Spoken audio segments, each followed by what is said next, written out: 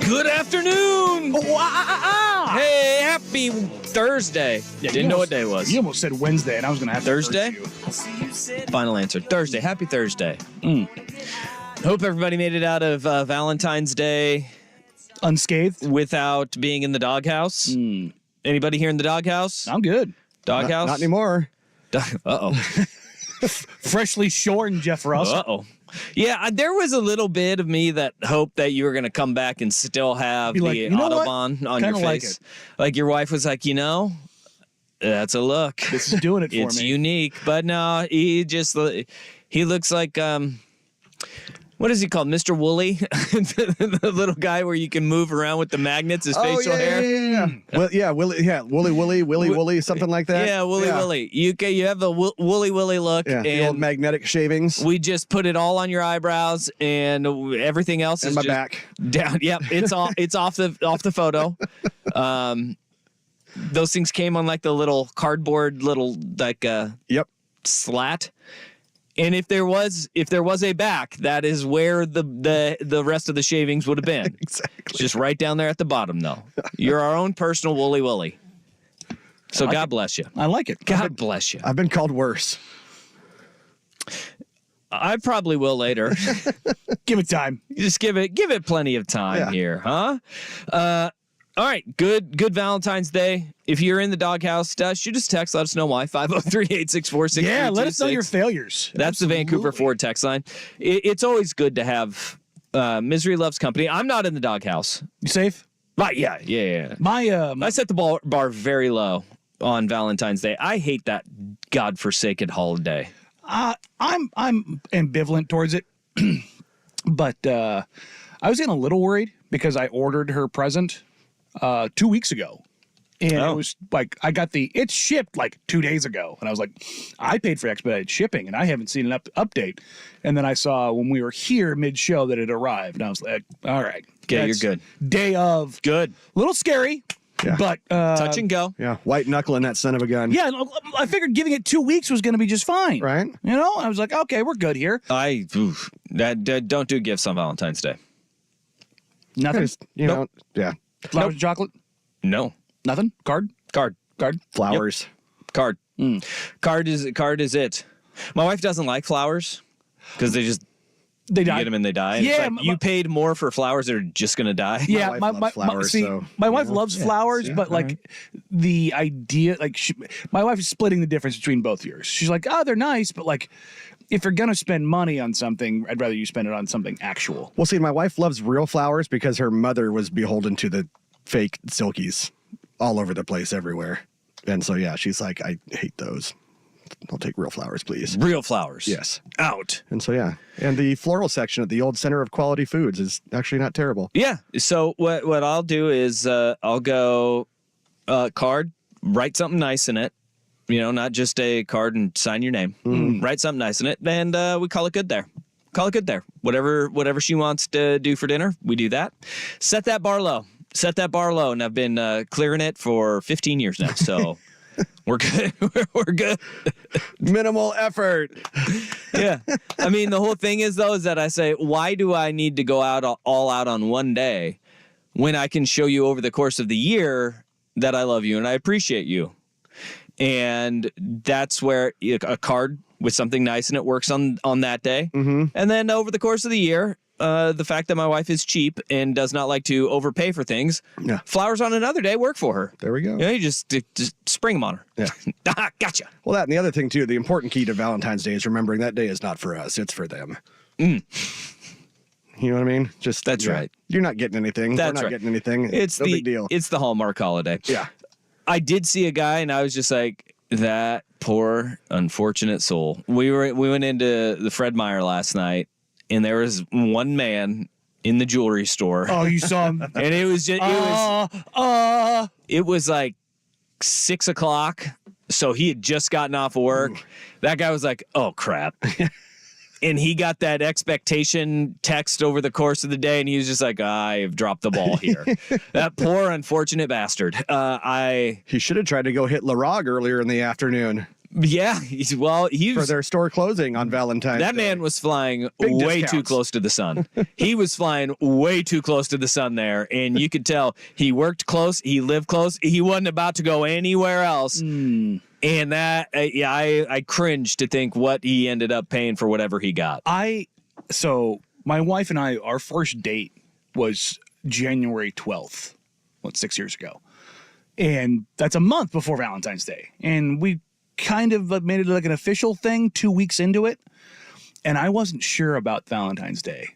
And so instead of like pushing it too much, I didn't do anything because I didn't want to make it seem like I was, Set that bar low. Set that bar low. oh, buddy. It was too low. Oh, it was too low. It was too low. It was. Yeah. It was. Yeah. I was like, well, I didn't know if you wanted to do something like. Yeah. No, that's a trap. You got put in a trap there. The timing was just really poor. You could not win that battle. No, that's because really bad. Because if I do something like, hey, this is a really nice start to a relationship, I go big here. Now I'm screwed. Yeah, that's Ryan Howard hooking up with Kelly Kapoor the day on February 13th right there. I mean, that is like, he's like, what did I just do? And that's close, man. You were a month from that. Yeah, that's not. Yeah, see, we were a good like probably 7 months or so out before Valentine's Day hit. Well, not only that, on my first date, I showed up. I was in a boot because I broke my ankle the night before. So like we were really limited in what we. Yeah, no, it tracks. Yeah, we were kind of limited in what we could do.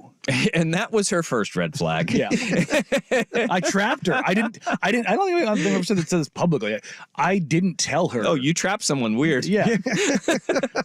I didn't tell her Are they still in the chest freezer in the garage? No, come on. Oceans exist. God. People. That's not beef jerky.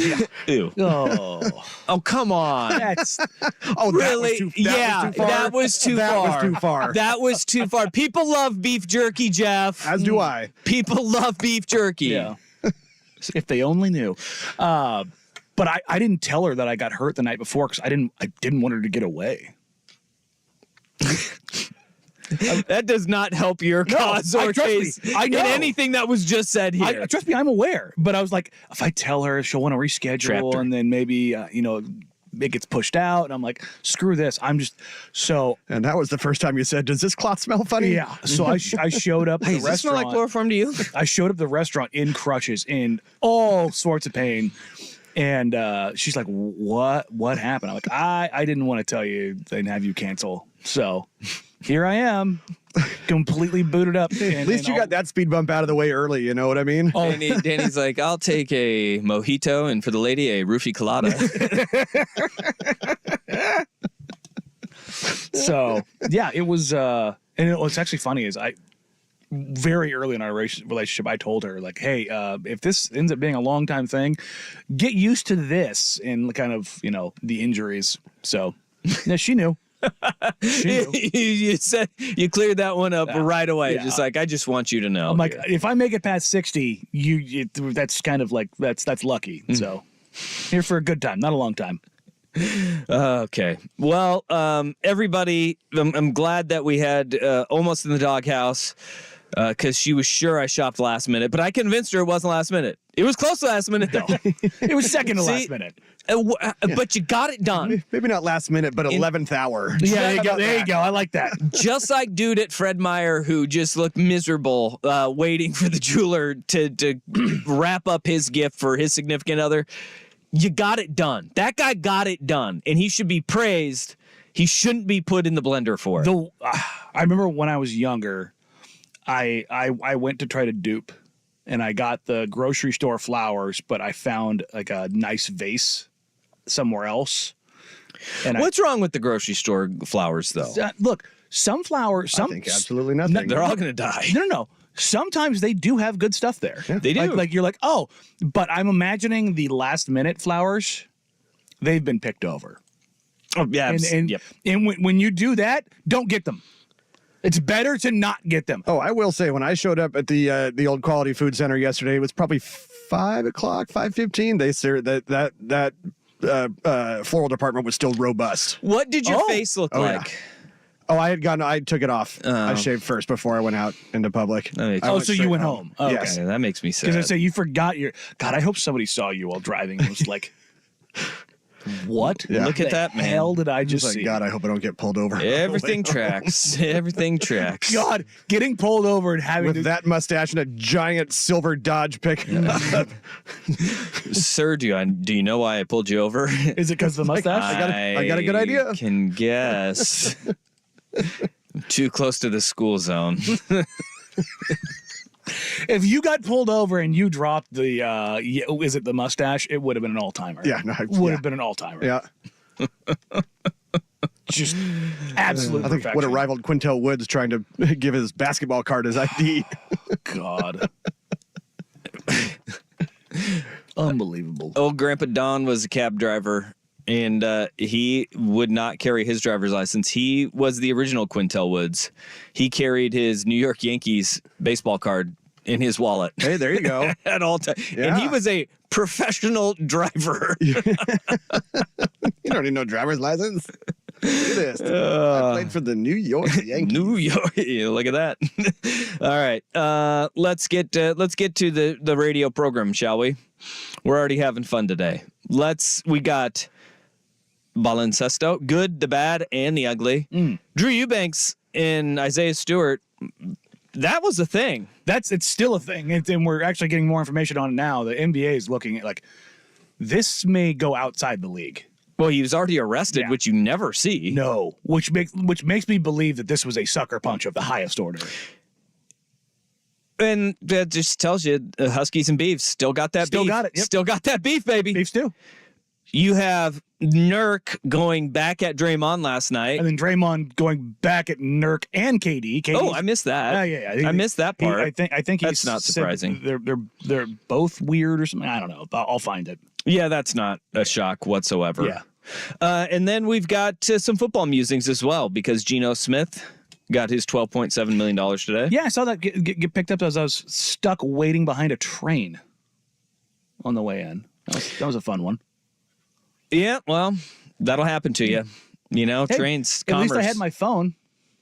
At least you had your phone. At least you had your phone. All right, but where we got to start this bad boy off, Trailblazers hit the All-Star break after tonight, and we've got a burning question in the poll, and it does not pertain to this year's Portland Trailblazer team whatsoever. It's about the grand past of the Portland Trailblazers. We'll get to that next. Danny and Dusty on The Fan. I didn't want her to get away.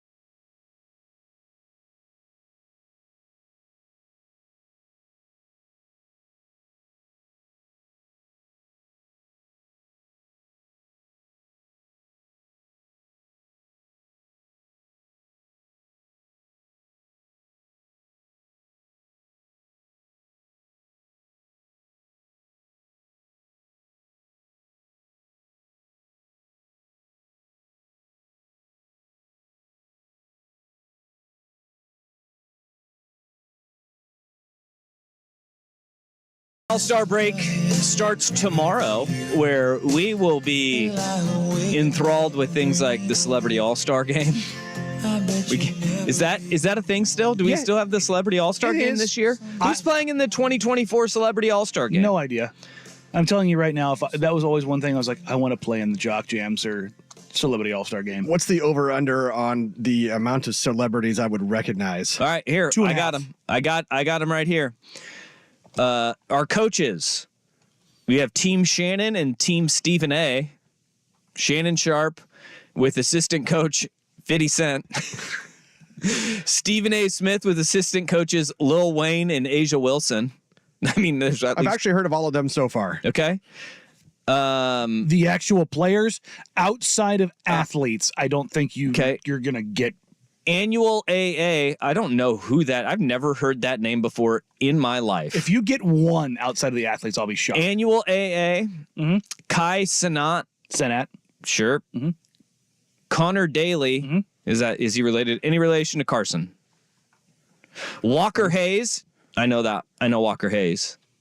Is that like a country singer? Mm-hmm. Okay. Yeah. You know the Applebee's song? Oh, that one. That guy. The what is that? The Fancy Like? Yep. Yeah. Quincy Isaiah. Nope. Jewel Lloyd. Basketball player? Ding, ding, ding, ding, ding. Hey, I got two. Sort of. But like I said, Micah- outside of the athletes. Micah Parsons. Athlete. Lily Singh. Uh-huh. I think yes. I can actress. Sir. What? That's it. Oh, I thought you were addressing me. Still no idea. Dylan Wong. I believe I've heard of Dylan Wong. I have not. Perhaps. I couldn't tell you who Dylan Wong is. but Meta World Peace. I know who that is. Adam Blackstone. That's my grill. Jack Ryan. Jack Ryan? Like Jack Ryan? Like Tom Clancy's Jack Ryan? Like, Like Harrison Ford? or you have Jack Ryan. Affleck? Nope. The other one. Chris Pine. Jim from The Office. John Krasinski. That's it. the one. Lots of Jack Ryan. But that's not. Nope. Okay. CJ Stroud. You know him. Gianmarco Tamberi. No idea. Natasha I'm gonna guess Cloud. he's Italian. Jennifer Hudson. Know her. Yeah. Tristan Jazz. Nope. AJ McLean. And Kwame Onwachi. Nope. No. Onwachi. I have not heard of most of them. Okay, so Tristan Jass is a basketball YouTuber. A basketball YouTuber? Yeah, he's a Gianmarco Tamberi is a high jumper, Olympic high jumper. Okay. That'll be fun to watch. Sure. he's an athlete. He's wonderful hair. Natasha John Cloud Marco is a can dunk. WNBA Wait, player. hold on. He's an Olympic high jump champion and Latin American music winning recording artist. No, Man of many talents. Okay. And has tremendous hair. I was going to say, I bet he does okay. Yeah, tremendous hair.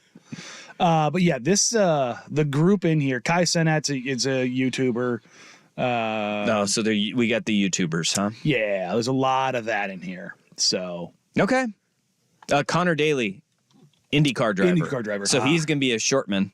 And this is Indianapolis All-Star Game. So we got that. We got Hey, that there we coming go. up. Boy, we're really, I think we're going downhill on our the barrel celebrities. is scraping. Yeah. Well, We don't even, old. huh? I'm old.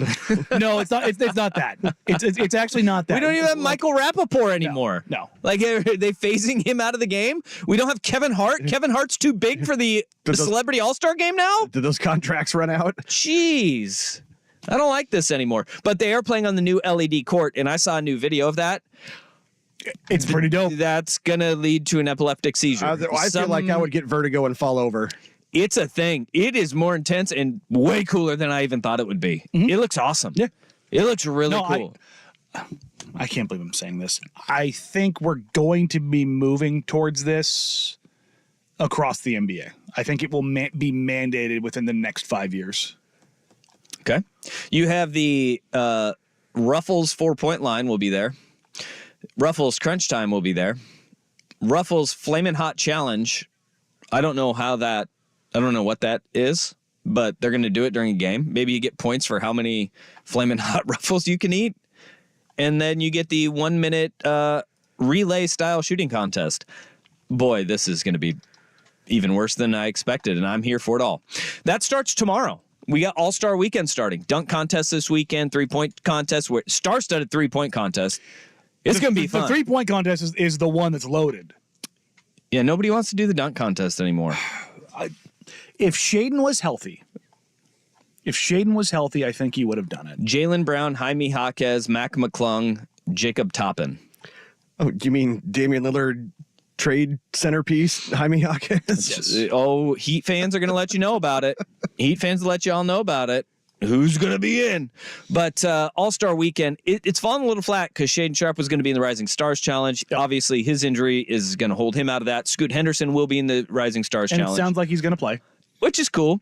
But nobody in the actual All-Star game. No. And for the first time in a while, because Dame held that mantle for a decade. A very long time. He had one where he got kept out, and then people said he whined. But the All-Star game he got kept out of was insane. Would be 16, 17? Yeah, the All-Star game he got kept out of was insane. Yep. It's only the third time since, I think as I'm going back here, it's only the third All-Star game since 2008 that the Blazers will not have anybody representing them. To be clear, Damian Lillard in 16-17 played 75 games and averaged 27, 6, and 5. Hot damn. Yeah. Not an all-star. We do have a poll question today, though. And the poll question is in regards to the All-Star game. Which Blazer is the best to never make an All-Star team? We've given you 4 options here. Robert Pack. None of these guys made an All-Star game. Arvydas Sabonis, C.J. McCollum, Mercy Jerome Kersey, Andre Miller. Jerome really never did. I thought he got one in there. Maybe He was in the dunk contest. I know TP and Duck both did. Yep. And Buck. Yeah. Yeah. Well, So those are our that is our poll. You have one of 4 options.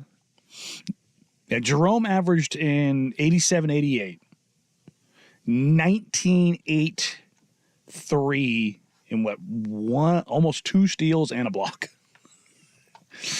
That seems okay. Yeah, he was really good. That seems okay.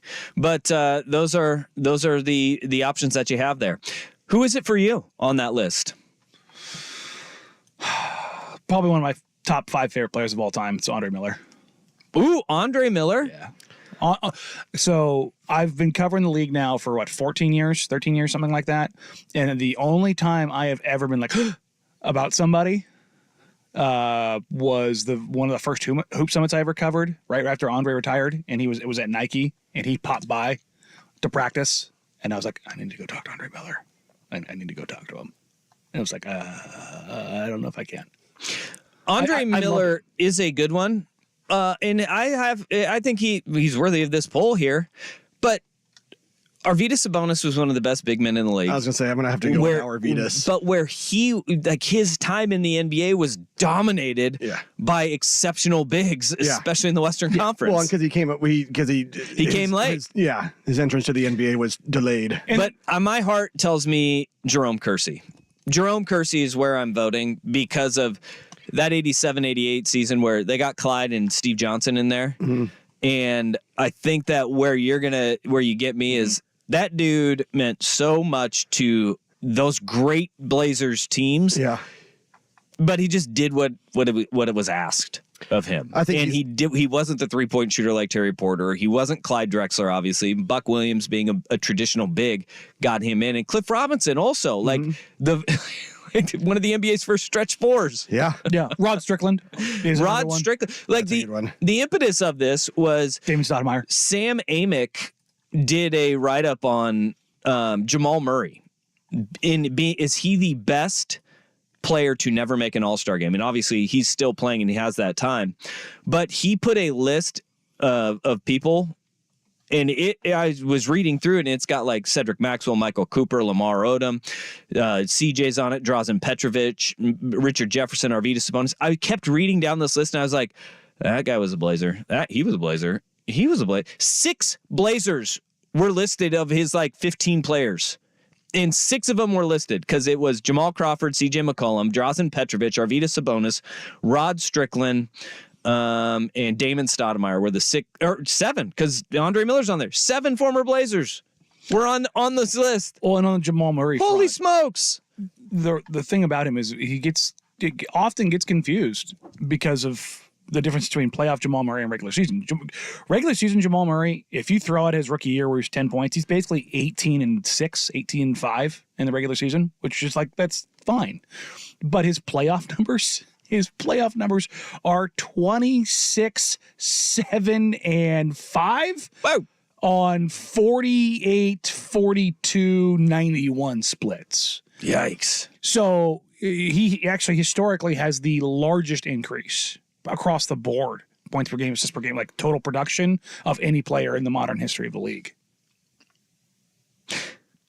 That doesn't get accounted for when it comes to All-Star games. To All-Star games. But like come the second season, come crunch time, he is unreal. And But his in the regular health season, in the front half of seasons, he usually gets banged up, has to get like a surgery in the offseason, he missed a year and a half of his ACL. misses the front half of a season too, and in time management and load management for him. And then they gear up and make furious charges at the end. He's played more than 65 games,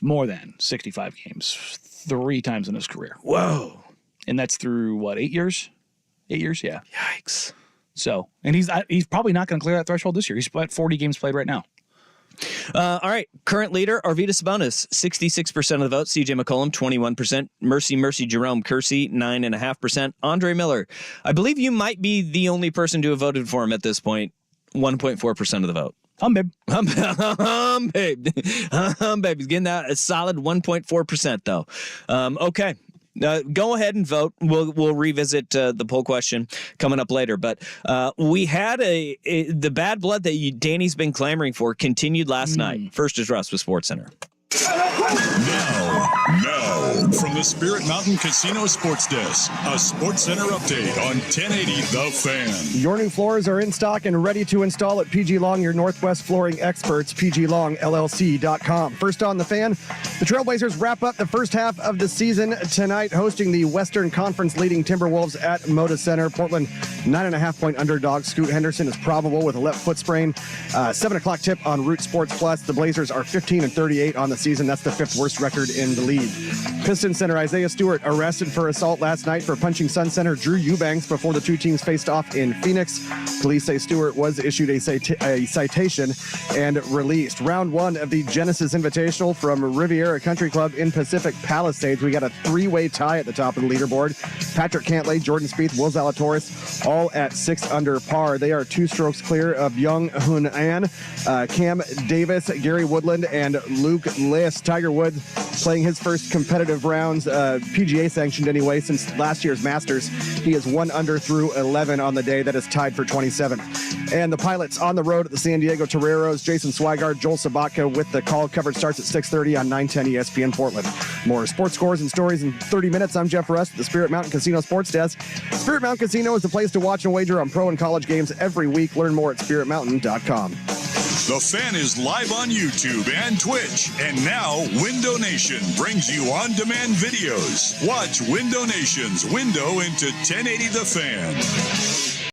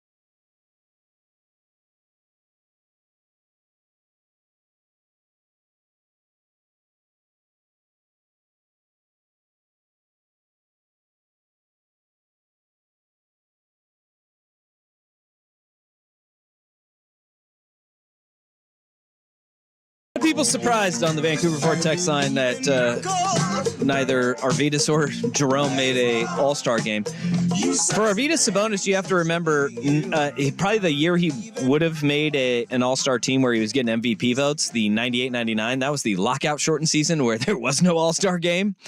And then in all of his other years, I don't know, they took two centers and they were Hakeem Olajuwon, Shaquille O'Neal, and David Robinson in all of the years that he was in the league. I've heard those guys are pretty good. Pretty good. Pretty good. Yeah, see. Pretty good. The most dominant player to ever play the game, the best footwork ever, and maybe the best athlete at that position that we had ever seen until that time. Pretty good. Pretty good. But Arvydas Sabonis, probably the best passing big man ever. Second. It's Jokic now. Also, It's Jokic. Yeah, it's Jokic. Even guys that played with Sabonis, they've talked. I've got friends in Denver that cover the team. They've kind of asked around like that, and even those guys are like, it's Nikola now. Just that pass against Golden State was enough for me where I was like, ooh. Oh, the one that bent time last and space? week where it was like he felt the pressure coming and just kind of ducked it and went whoop, matrix right over the top. Yeah, it's Jokic and Sabonis. 1-2. One of those things that might want to make you cry as a Trailblazers fan, too, of those three previously guys that you previously mentioned. One should have been a Trailblazer also. Could have, were it not for a coin flip. Hakeem Olajuwon. Yeah. That's a great point. Well, no, I mean, this list looks very different if the Soviet Union doesn't exist. I mean, they got the rights to Sabonis in '86. They didn't get him over here until '96. Yep, that would be a big bummer there, Bob. I remember I have my middle school yearbook, and it highlights two things: the winter storm of '96 and Sabonis coming over. Oh, I had the priorities straight. Had their priorities straight. We knew what we were then. All right, what the hell happened with Isaiah Stewart and Drew Eubanks last night? We're still finding out, but it sounds like they went chest to chest in the tunnel before the before the game even started. 2 hours before Pistons Suns started, and I don't know of any existing beef between old beef stew Isaiah Stewart and Drew Eubanks. But they went chest to chest, and it sounds like the sucker punch was so real that cops have been involved, and Isaiah Stewart has been arrested and charged with assault. That's assault, brother. And look, you throw a punch out on the court or in practice, and I hate to tell people this, fights happen in practice a lot more than you know about. I'm talking real fights. But there is, and people get all worked up about this, and you know this, Dusty, from being in locker rooms, there's a code to this stuff. If you sucker somebody, there's ramifications, which Draymond Green dealt with behind the scenes. Yep. And if you do it in a place that's not sacred, which it's kind of insane to say that in front of 20,000 people, it's okay, but in the tunnel, it's not. But that's kind of how it works. Like if it's in the flow of the game and heat of the moment, there's stuff there. If it's in a practice, there's stuff there. If it's behind closed doors, it's handled a different way. But in like an open space like that, that's like an actual fight. And this is the thing that I'm having a tough time wrapping my head around because maybe I just don't know Isaiah Stewart well enough. But there was a lot last night going, boy, this ain't surprising at all. Oh, no. Remember, this is the guy that had to be held back from killing Russell Westbrook. Remember when Westbrook with the Lakers, that's where we got the Russell Westbrook putting his dukes up like the Notre Dame mascot? I forget that was Isaiah Stewart. Yeah, and actually it was Rip City Remix head coach Jim Moran who was holding Beef Stew back. So he is like that. He's a lunatic. No, and there's guys, everybody talks about, nobody in the NBA fights. Oh, no, there are guys that do. Isaiah Stewart is on that list. But what the hell did Drew Eubanks do? That's what I don't know. That's the other part is that, I didn't know that part about Isaiah Stewart. Drew's a red ass, and he will instigate, but I'm having trouble figuring out what led to this instigation because something Shack of Troutdale. Like, did he see him walk in the cargo bay and make fun of his fit? What could have possibly happened? Like Isaiah Stewart wasn't active. He was catching back up with the team after being off the roster from being injured. And the insane thing is that guy must hate playing in Detroit. He's just like, you know what? YOLO. I'm just going to throw a punch and not play. I'm still trying. Like, I've asked around about kind of what happened. And everybody's kind of like throwing their hands up because it's such an insane thing. It is very weird that we have a guy arrested because, I mean, these things happen. The timing and the place of all of these things, it does matter. And that's why you don't see charges being filed really ever when you have an on-court argument, altercation that gets physical. Or in a practice facility, you usually don't see it. This must have just been so far out of bounds that you see something like this. And what the fine will be by the NBA, what the punishment for Isaiah Stewart from the NBA will be, I cringe to think. Because think of what they've done to Draymond Green twice, and he was not arrested 3 times. Yeah. And he was not arrested in any of those 3 situations. And then does this lead us to believe that Drew Eubanks gave the green light, I want to press charges because of what he did? And then this thing is, number one, he has to give the green light for charges to be pressed, because police, unless they are present and they see an assault happen themselves, they cannot be the ones, because it's up to you whether or not you want to press charges. It's crazy. Well, Steve, if this was in the tunnel, though, too, before the game, then there's the chance that, Police were there. They could have been present, certainly. Like, hey, man, you can't do that. Wow. But somebody is pushing for charges here. That's just kind of my point. It's not one of those things where it's like, oh, no, okay, guys, we're good here. And that's what leads me to believe that this must have been one hell of a sucker. Wow. So, but Drew played in the game last night, so. So he can take a punch. Yeah. Didn't look like he was battered up or anything either. Yeah, no, this wasn't Bobby Portis and Mirotic Breaking his orbital bone. collapsing his face. Yeah, it's not Putting good. him in the hospital for 2 weeks. Good Lord. Yeah, Bobby can throw a punch. All right. Well, Isaiah Stewart, he gets a sucker punch to Drew Eubanks and arrested all in the same night. I'm really interested to see what comes out of this. Genuinely, how the league handles this, because this is a new one. I can't remember. Like we know the Malice in the Palace. Malice in the Palace. where- They talked about pressing charges, but they didn't. think of that. Yeah. Like nobody was dragged out of that place in cuffs. To be fair, Isaiah Stewart was now 2024. Ron hit the wrong guy first, which that's where the charges should have come from. But the guy that went charging Jermaine O'Neal, buddy, you play Darwin games. Yeah, that's not. That's on you. Yeah. Running at the 7-foot monster. Yeah, And he got nope. found and found out. That dude had the look on his face of, hey, he's not that. He is that big. Yeah. I don't want. Jermaine O'Neal doesn't slip. Charges are probably filed because that man's dead. His head gone. Yeah, just punches his head off. Steven Jackson got the beer thrown on him, so everybody's like, well, he had that coming. Not Steven Jackson, the fan. Which, yeah, you throw a look, man. I don't care where you're at. You throw a beer on somebody, whether it's real life at a sporting event. You got It's on site. Yeah, like, It's on site. You don't throw a beer on somebody. you have elected for that butt whooping. You about to find out. Yes, 100%. That's right, baby Billy. If I'm the judge, well, judge, he was talking a whole lot of S. Then I threw a beer at him. Oh, you threw a beer in his face? Oh yeah, no, yeah. Yeah. yeah, you had Case dismissed. yeah, Clack. You had that coming. Call that the mutual combat. Yeah, that's grounds. I think that's grounds for a butt whooping. It is grounds for a butt whooping. Yeah. I think we're all here for it. So we're still waiting on the details of what happened, but it does appear that.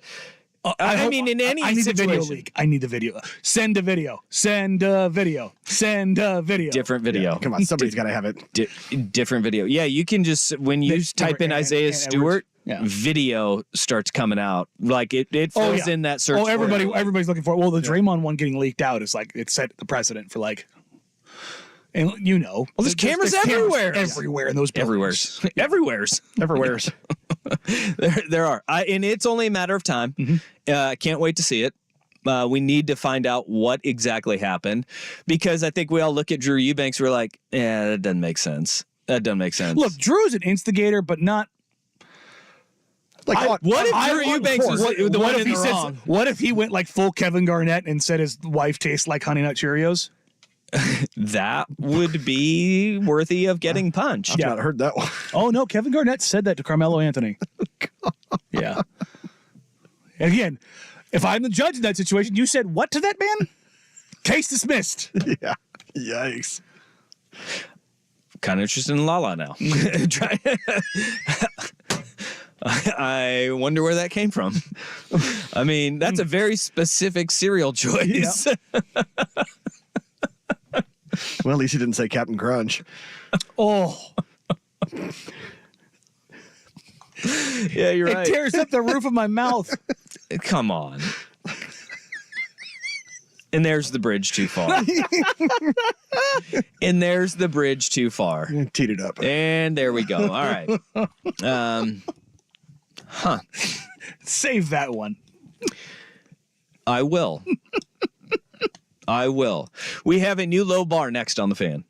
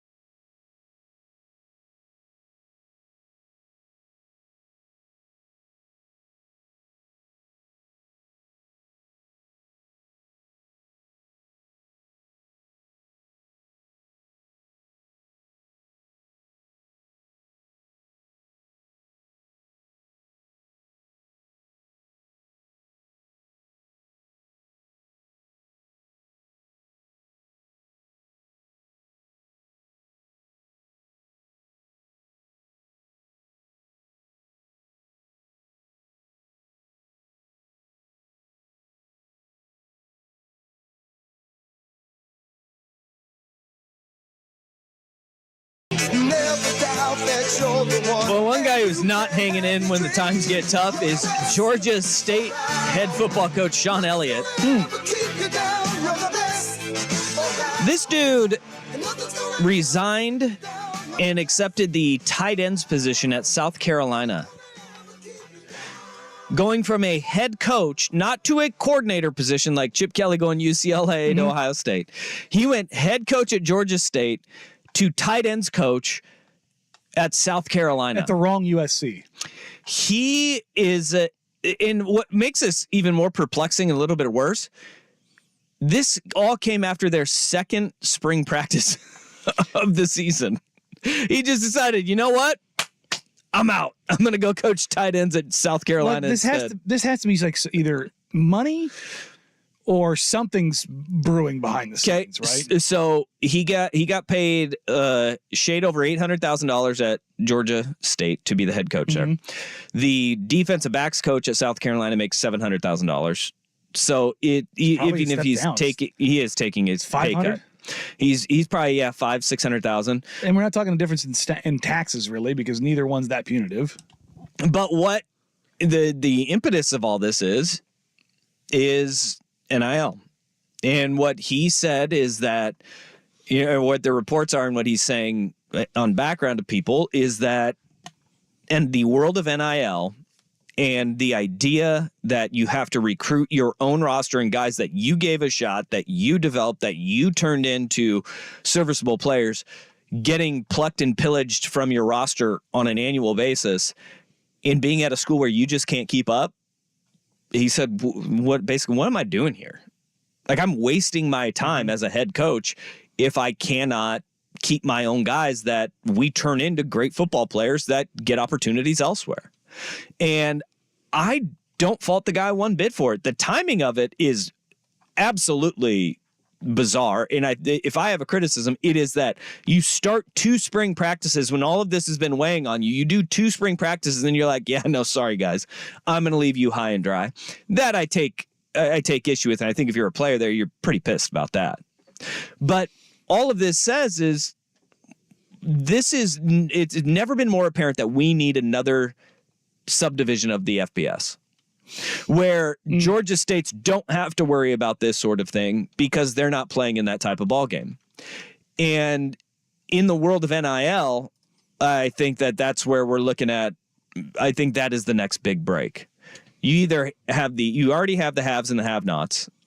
It is FBS and FCS. You need the have-nots. But you have the haves and the have-nots within the FBS, and they need to not be on the same playing field. Play for your own championship. The North Dakota play for everything States else. of the world, the South Dakota States, the Montana States, like those, they should not be on the same level as. But they're not. Else. This is a Sun Belt team that is FBS. Where in North Dakota State, South Dakota State, they play in the FCS. They know their lot in life, and they do a hell of a job in dominating in that realm. And that is where you sit there and you go, well, we want to be part of the FBS and play at the highest level. You're not. No, you're not. That's what I'm saying. Those schools that are already there, they know who they are, where they are, where they're going to exist. The schools like the Georgia States need to kind of, I hate saying this, accept their lot in life. And that's what he's doing. And that's. Well, I mean, as a coach, he's doing it, but I mean, as a program, you're not. You probably shouldn't be at the FBS level. No, and this is going to be the hardest part for Washington State and Oregon State moving forward. Is they are stuck in this limbo right now where they are going down a path where they want that seat at the table because their chair got pulled out from underneath them. And they had been competing at that level, and they've been competing at a very high level over the last several years. Yes. You can look at both of those programs and you can say, and this is just football, that both of those teams, they deserve a seat at the table more than, Illinois or Indiana do. Vandy is a great one. Where those teams, they have not made a charge and been relevant. Their geography alone dictated that they were at the table, whereas Oregon State and Washington State's geography dictated that they weren't. By kind of being lumped in with the Mountain West, and this is why everybody's like, why don't they just join the Mountain West? This is why you don't just join the Mountain West and you hold out because of your opportunity. Onefold, it is the 2 years of money that you're going to be getting as the Pac-12 still will exist in name alone with those 2 schools. But then it is this separation, this break, everybody knows that it is coming within the FBS. Oregon State and Washington State got to hold out for as long as they can and try to create a seat at the table. And I do not fault them one bit for trying to do it. Will it work? I highly doubt it. No. But you have to try. you have to scratch and claw, because what is going to happen is all those Mountain West schools, they are going to turn into the Georgia States, anybody in the Sun Belt, the MAC, the American Athletic Conference. You are going to be lumped into what will rightfully be another subdivision of the FBS because they can't keep up financially. I think there might end up being a third one in the FBS. I think you're going to have, when this is all said and done, I think you're going to have the top 40, and then you're going to have the next 40, and I think you're going to have a third 40. I think you're basically, it's going to be it's 100, it's essentially 120 teams. I wouldn't mind that either. I think it's how it has to go. If you had three tiers, and I think, I know it'll never happen, but I think promotion relegation should be a part of that. and the teams at the top will never Accept it. give up their seat at the table, because all it takes is... And it's not the teams at the very top. It's the teams in the 25 through 40 range. No, it is the Vanderbilts. Yeah. It is, well, I mean, look, this guy left left the Georgia State job to go be the tight ends coach of South Carolina. South Carolina has had a few good runs here and there. Sure. Buddy. And look, I like what Davians, Shane the Beamer, Lattimores, I like what the direction Shane Beamer is going, but it's an uphill climb to get there. You're looking at, like Arkansas is a great example. They are a very passionate fan base. Oh God, yes. They want to be great. They just can't do it. And they've got a lot of money that they're pumping towards things. They're just at the bottom. And what they never want to do is never want to give up that seat at the table, because it means too much to them from their pride. I wonder if the teams at the very top, though, say, I don't care that we're going to have this because we want promotion relegation because it's better for us at the very top, and they're going to have more say than anything else, because as much as they want a Vanderbilt on their schedule, if it turns out, hey, we get more money because there's a draw for promotion relegation, all of a sudden games at the end of the season that they mean they ton. can monetize them even further because of that it means more to those at the very top. They go, we don't care. And that's the one thing that I hold out hope for, is at the very top is so selfish that they're willing to throw those underneath into the well. For sure. Text on the Vancouver Ford text line 503-864-6326. We will get to that to start hour number 2, because we have great news coming out today. Fantastic news. Yes, and it's on the dock. Danny and Dusty on the Fan.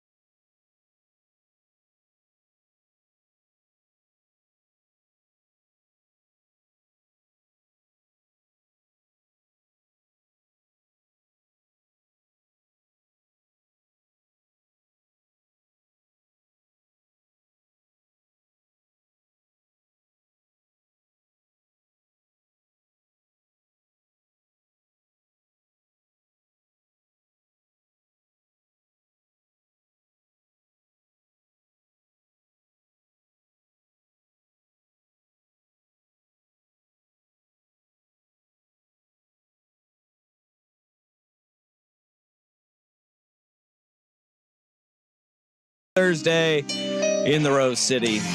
503-864-6326. That's a Vancouver Ford text line. Your dollar goes further at Vancouver Ford. They treat you right before, during, and after the sale. Visit them online at vancouverford.com. We had this text come in on as we were talking Georgia State and South Carolina. Remember back when it was stipulated NIL was not supposed to be used for recruitment purposes, but rather to allow current players to earn money from endorsements? Something tells me less than 5% of all NILs are based on actual endorsements as opposed to just blatantly buying players to either come or just stay. Yes, and this is the hearings, the court proceedings that are going on, the congressional hearings, the lawsuits against the NCAA. The NCAA's lawyers are having they can't even explain the difference between what is an endorsement conversation. Yes. And an endorsement negotiation. And they said, the judge asked him, what's the difference? And he's like, I would hate to be on the NCAA's legal team right now, because if you're a lawyer, more often than not, particularly in this kind of litigation, you want to be known as a guy who wins. Every lawyer on the NCAA is going to get the crap kicked out of them for the next 5 years. I don't think there's a case that is currently up that they are going to win. And they made their rules of like, no, you can't use them as recruiting inducements. Yeah. And the judge was like, okay. They're like, but you can have conversations with a collective. And the judge was like, what is the difference? And they're like, yeah, we need to figure that out. Yeah, you need to figure that out, because that's the problem. The closest thing I can think to an endorsement that I've heard of that was like, yeah, no, that sounds like a real endorsement. Like, yeah, it's good for the team and it's good for the players and everything, was what was it the Toyota dealership in Utah? Dodge, Utah. That's right. Dealership. But they offered it to the whole team. Everybody. Like everyone, like that's like a no BS endorsement. Hey, we're going to give you a truck for 8 months if you sign on. Like that. They did. And that was the thing. It was like, that's a no BS endorsement. Now, does it maybe help with you keep some guys around? Hey, a little happy? Sure. But like, that was like that's like billboard ad endorsement type stuff. Well, another one that is going to be legitimate is what players are going to be getting for NCAA 25. Ladies and gentlemen, it has happened. We are back. We do not need to play NCAA football 14 anymore for our dynasty fixes. Man, they revealed their teaser video for it. And here's the thing that I don't know. It was the teaser to the teaser. I don't know what is an actual jersey and what was from the game, because they showed some uniforms and it was like, wait, is that real life or not? And you're seeing like some of the leaks that are coming out because people are FOIAing the EA, any communications with EA Sports. They are dialing in everything. Like, they will get like what you do at the end of the first quarter, at the end of the second quarter. So like for the Oregon Ducks, for example, they will say, they send them a list of songs and files of songs of what the marching band plays when they get a first down, shout going third fourth down, quarter, what they play on kickoffs, shout on the fourth quarter, Matt Kearney coming home at the end of the first quarter, like that. They are dialing in. They're giving you the experience because they have the rights. Well, will they get the musical rights is going to be the interesting part. Yes. Because that's going to cost them a ton for a song like Shout, or because then you're going through all of the artists. If you want Jump Around for Wisconsin in the fourth quarter, you're going to have to pay House of Pain a royalty on that. I also think that there's going to be a lot of people that will want to be involved with this. Because the reception of it all, has been through the roof. They just started their Twitter account. You know what? Let me pull it back up. It had 200,000 as of this morning.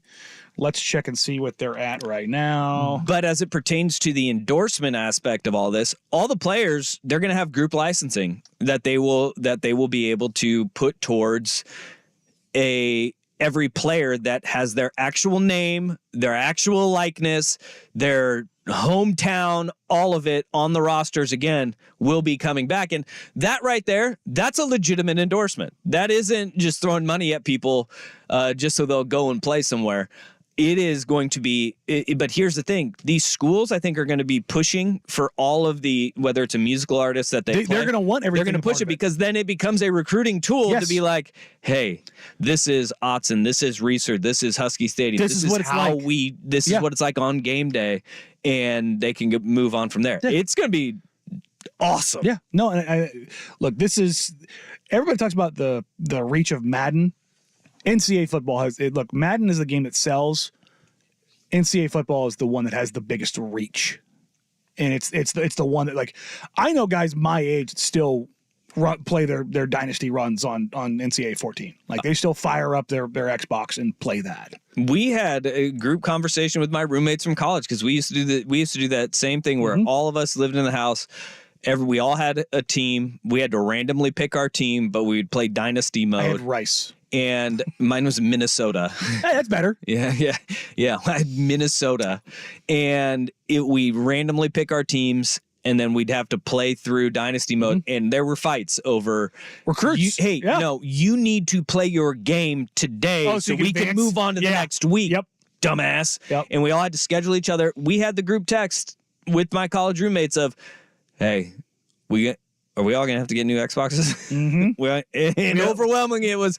Yeah, we are. We're all going to have to do this. We got to upgrade. We have to make sure we get the dynasties back up and running. It was, and I think that this is culturally, this is our demographic. Oh, 100%. We think about things that, and I was thinking about this as I'm watching the trailer and I'm texting with my buddies. I was like, I'm probably going to get an Xbox and I'm going to be playing this with my son and rubbing it in his face just like I did with them. And that's something that he and I are going to share. 100%. We are going to share this moving 100%. forward because it was the fabric of any college football loving adult, teenager, or male from 1990, I think probably about 98. I'll say 98, 99. All the way to 2014. Yeah. It was, and so this coming back after so long, I'm pumped for it. And coming back the right way. Guys are getting compensated. And I will take my money. I'm going to do it. All those college kids, they are thrilled to have their name and likeness in the game. But this is like the first official confirmation that it was all like, yeah, it's happening. But they're saying it's going to release this year. In May, they're going to announce their release date. That's why they had the unveil for the unveil. Yes. It has historically come out the first week of August. I would imagine it's going to be the same. I can't wait. I'm juiced, man. I am all in on this. Some of the things that you heard that they were doing before the game stopped being produced, like they were taking like cameras into stadiums and getting like the 360 degrees, so they could, like, all of the stadiums looked pretty good in 2014, but they were going to get like real footage, and they're like, our graphics packages, and this is 2013 technically. Yeah, well, they were producing in 2014 for 15, and they said, nope, not worth it, can't do it anymore. We're gonna get sued. But they were like, they were getting ready to do a big upgrade then. It's kind of funny that EA Sports recognized that they were gonna get sued before the NCAA. No, qualifier here. The NCAA always knew. They just had their heads shoved so far up their rears that they ignored it for so long. And EA Sports is like, yeah, we ain't playing that game. Nah, we're not. They were 6 years ahead of the curve. Yeah, I'm like, this is something I'm actually excited for. Yeah. No, I'm 100% grabbing that game. New poll. Will you buy? Oh yeah. And it's the game, console and game, because I'm interested to see how many people are going to go out and buy a new console just to get the game, because that's the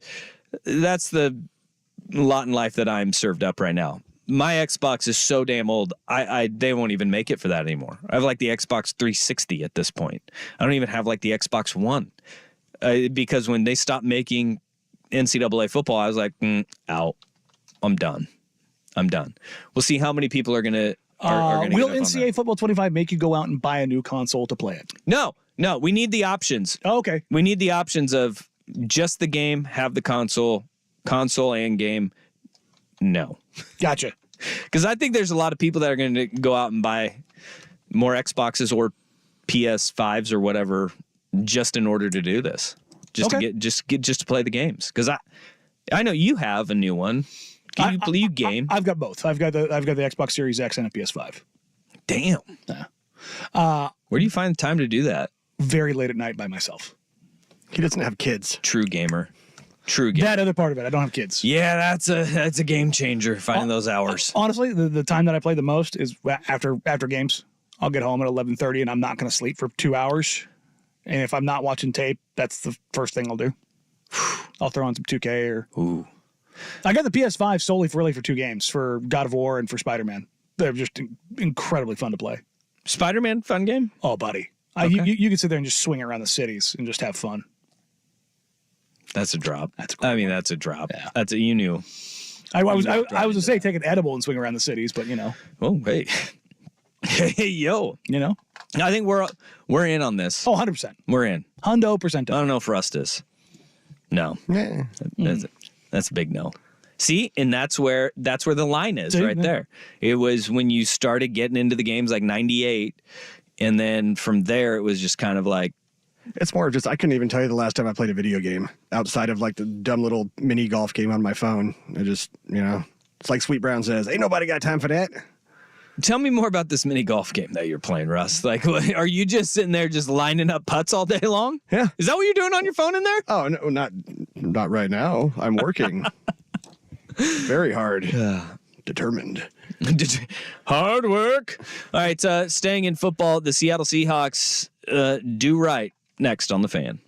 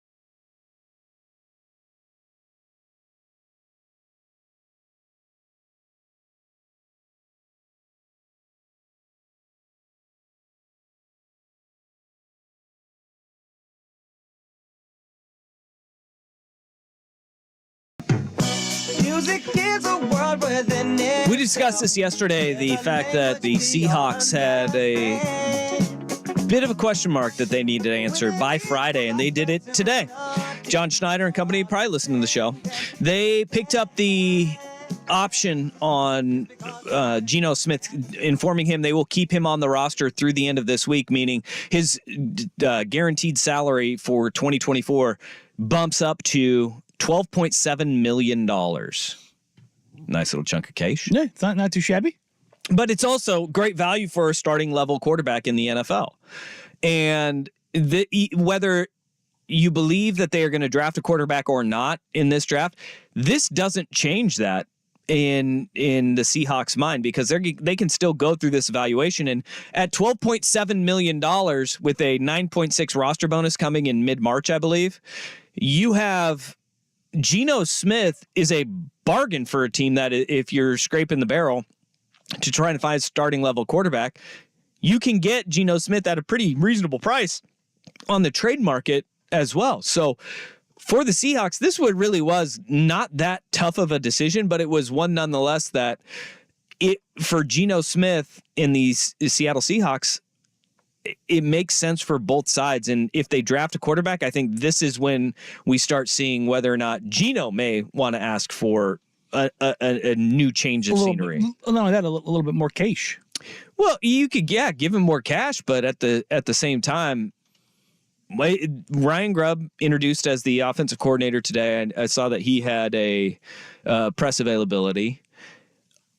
With this offense, if at 16 Michael Penix Jr. is sitting there are people that feel that they may pull the trigger on him. They may feel like, hey, if we can hold off and try to get Penix in the second round because of his health history and age being a scare, and if he's gone by the time they get him, look, you have Geno Smith that you can fall back on and say, we weren't going to reach on him and take him in the first round. Mm-hmm. We were going to wait and see if he was still available, and we did. And we have holes that we need to fill on this roster too, because look, you got Jordan Brooks and Bobby Wagner. Those are question marks on the linebacking side. You need to bolster your defense. You need to get an elite pass rusher. Leonard Williams is going to be a free agent, and you got to try to hold on to him. There are a lot of holes that could be forming on the defensive side of the ball where going quarterback early may not make sense if you have Geno Smith sitting right there already at a reasonable price. And it allows you to kind of drag things out again for another year and not address quarterback and basically build that framework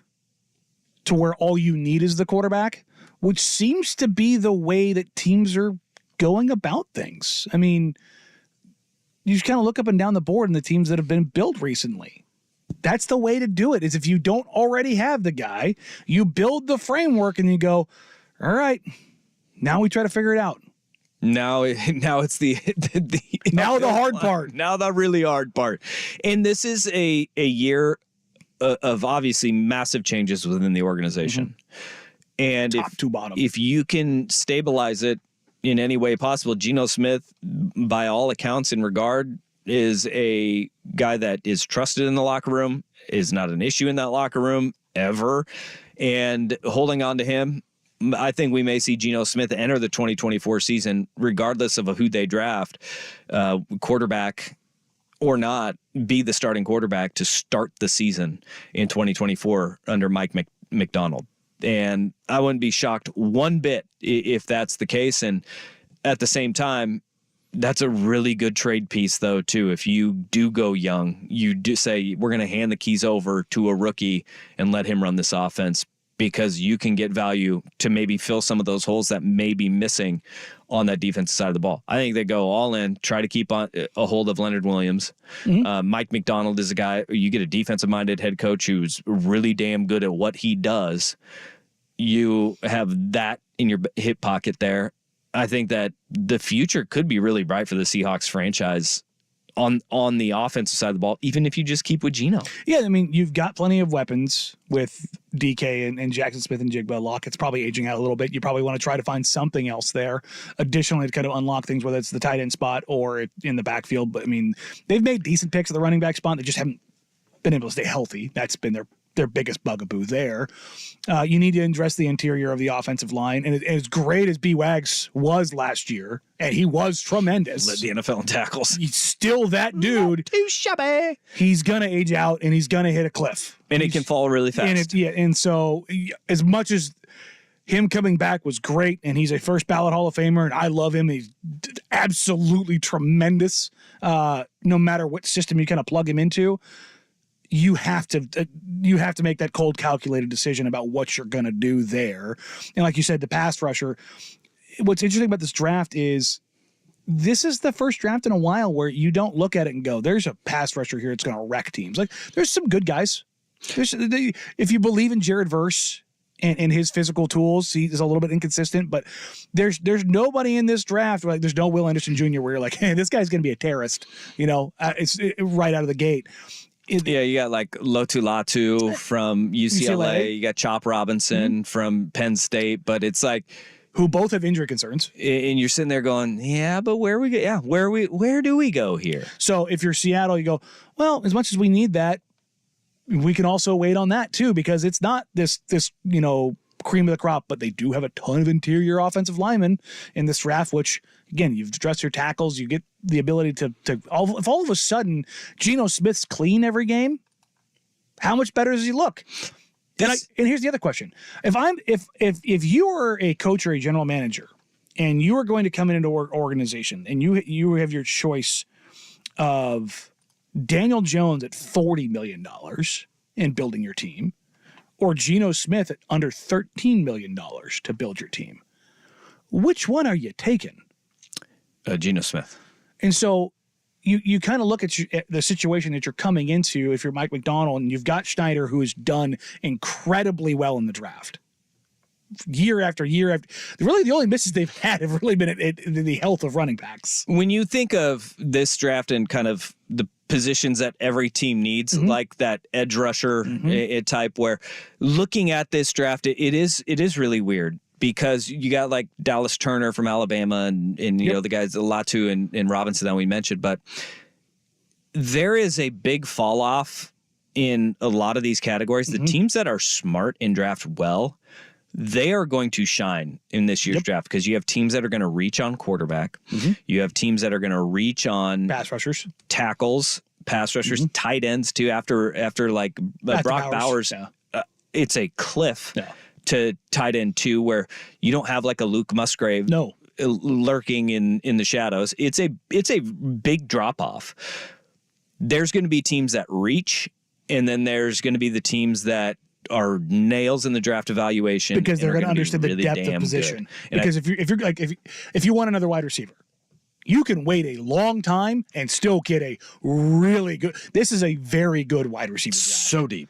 I mean, you're going to see probably 5 in the first round where you're going, that's not a reach. And you got tackles that may seem as reaches, but they're going to move them inside and play them at guard this year, where it's gonna look weird. But the smart teams are going to thrive. And that's where you look at Seattle.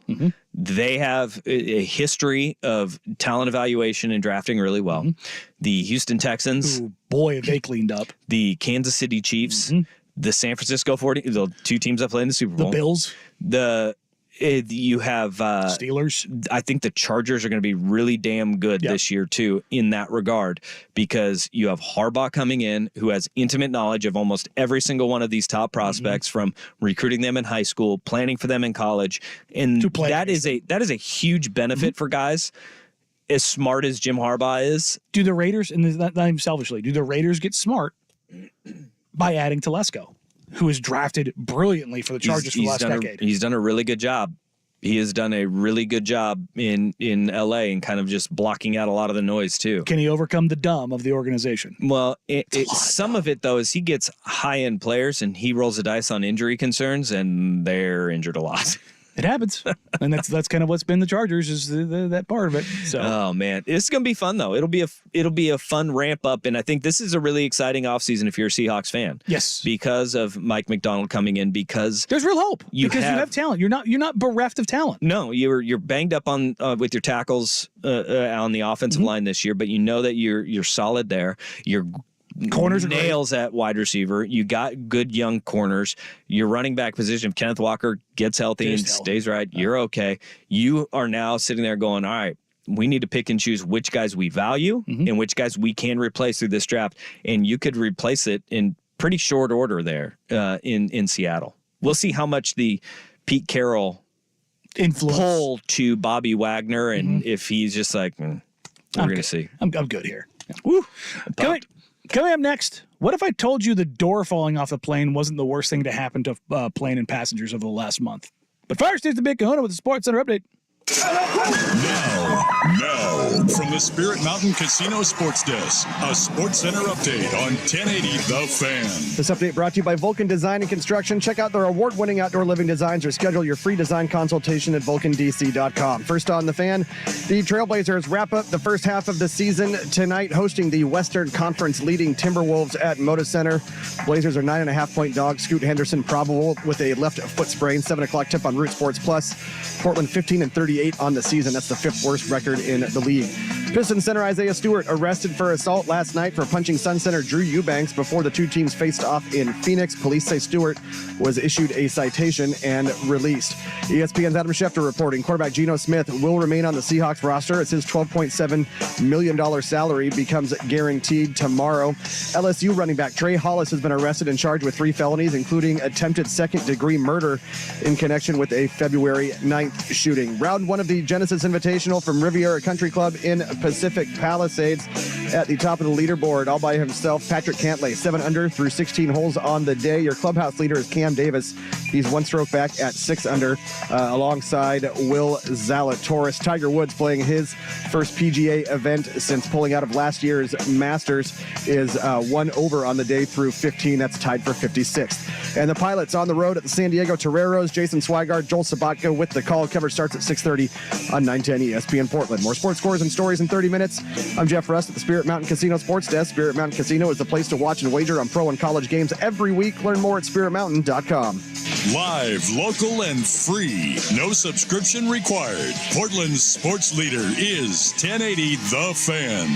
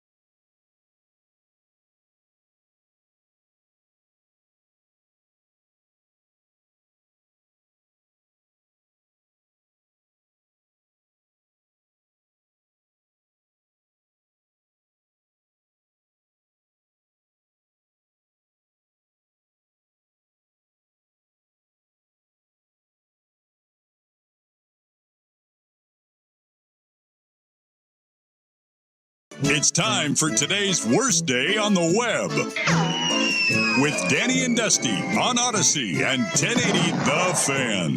Well, that sucks. Honestly, we had the local and international story recently about the door falling off the plane of a Boeing aircraft and the recalls that came out of that and how the door was found in a teacher's backyard. And that had to be a terrifying experience for all passengers, and just the thought of like a door going pop mid-flight. I honestly am always going to wear my seatbelt now. Like I usually will I'll get up and like once I get up, I'm like, nope. That seatbelt is on now because they're saying that all passengers wearing their seatbelts is why nobody flew right out.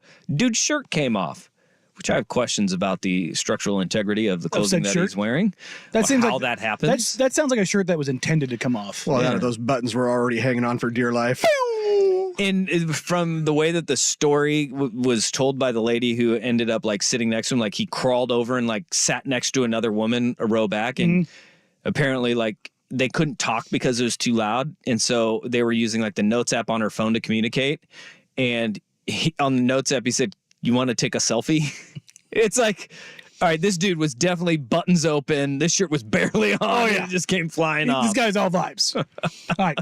Now, it is 1:40 in the afternoon, so I'm hoping you're not eating right now. If you are eating right now, put the food down. Allow yourself a second as I read to you this story, because this is to me a more disturbing problem on a plane than the door coming off. Cool. Can't wait for my skin to crawl. A Delta flight was recently forced to turn around an hour after takeoff when maggots fell from the overhead compartment onto passengers sitting on the economy seats. I'm out. Maggots fell out of the plane like a horror movie. Okay. Where do we even begin here? My skin is curling. There was rotten fish in the storage compartments and maggots. Rotten fish? Yes. And if you're wondering where this flight originated from, it was Amsterdam. Strong no. Back to Detroit. Yeah. No. Brother, if maggots are falling out on me like a horror movie on a plane, the compensation that you will need to come up with for me to not kill somebody is so extraordinary, I don't know where to begin. But Delta knows where to begin, because the compensation package the travelers were given was 8,000 air miles, a hotel room compensation, and a $30 meal ticket if they were delayed. What does 8,000 air miles get you? Nothing. Like, because we all know this. It's we not all know actual this. 8,000 air miles. Yeah. How far will How far will 80,000 miles get you? Nope. I want 8,000. Okay. How about where can I fly with 10,000 air miles? How about that? We'll see. It's worth an average of $100 You're looking across at airlines. Yeah. No. You're gonna get to Boise. No. Most U.S.-based airline price domestic awards flights are at $12,500 or 12,500 miles one way. So that doesn't even get you one way. Like I said, it's about $100. That's ridiculous. Buddy, I better get a flight literally anywhere in the world round trip. This is the most ridiculous part, is that they know they got you. And they're like, all right, well, guess what? You guys can drive wherever you want to go. There were maggots falling out of the overhead compartment. How long does fish need? First of all, what psycho's bringing fish onto the plane? If you're that person, you're like, well, I bring fish. No, stop it. Look, I don't do that. I sat behind somebody once on a flight. I think it was from the flight home from Minneapolis, and the dude ahead of us, he reached some like lutefisk or something. It was something. He once they turned off the seatbelt light, he went up in the overhead compartment and grabbed his cooler out, and it stunk. See, and I think I have a problem with even smoked salmon on a flight, because seafood I don't mind on the plane is a non-starter, and it's not as pungent as normal fish, but it is still there. You don't eat pungent foods, whether it is fish, curry, anything that is really. I'm gonna fight you on that one. No, stop. You're an animal. I am the serial killer. Look, here's my rule. Don't. Here's my rule. If they sell it in the airport, it can go on the plane, which is why you never find fish on planes, because they never sell fish in the bleeping airport. Well, they do at a restaurant, but don't. And that is have some respect for the people the around to-go. you. When I say that they sell it in the airport, air quotes, is the to go. Like I had Still not on board with it. oh God, there's a place in Carolina. They have a chicken and rice bowl. It's very stinky, very tasty. Bojangles. Very Don't. comes on the plane. Don't. Yep. See, that is psychopath behavior. Look, I said, I know I'm the bad guy that gets on the plane wearing flip-flops with stinky food and the seat reclining.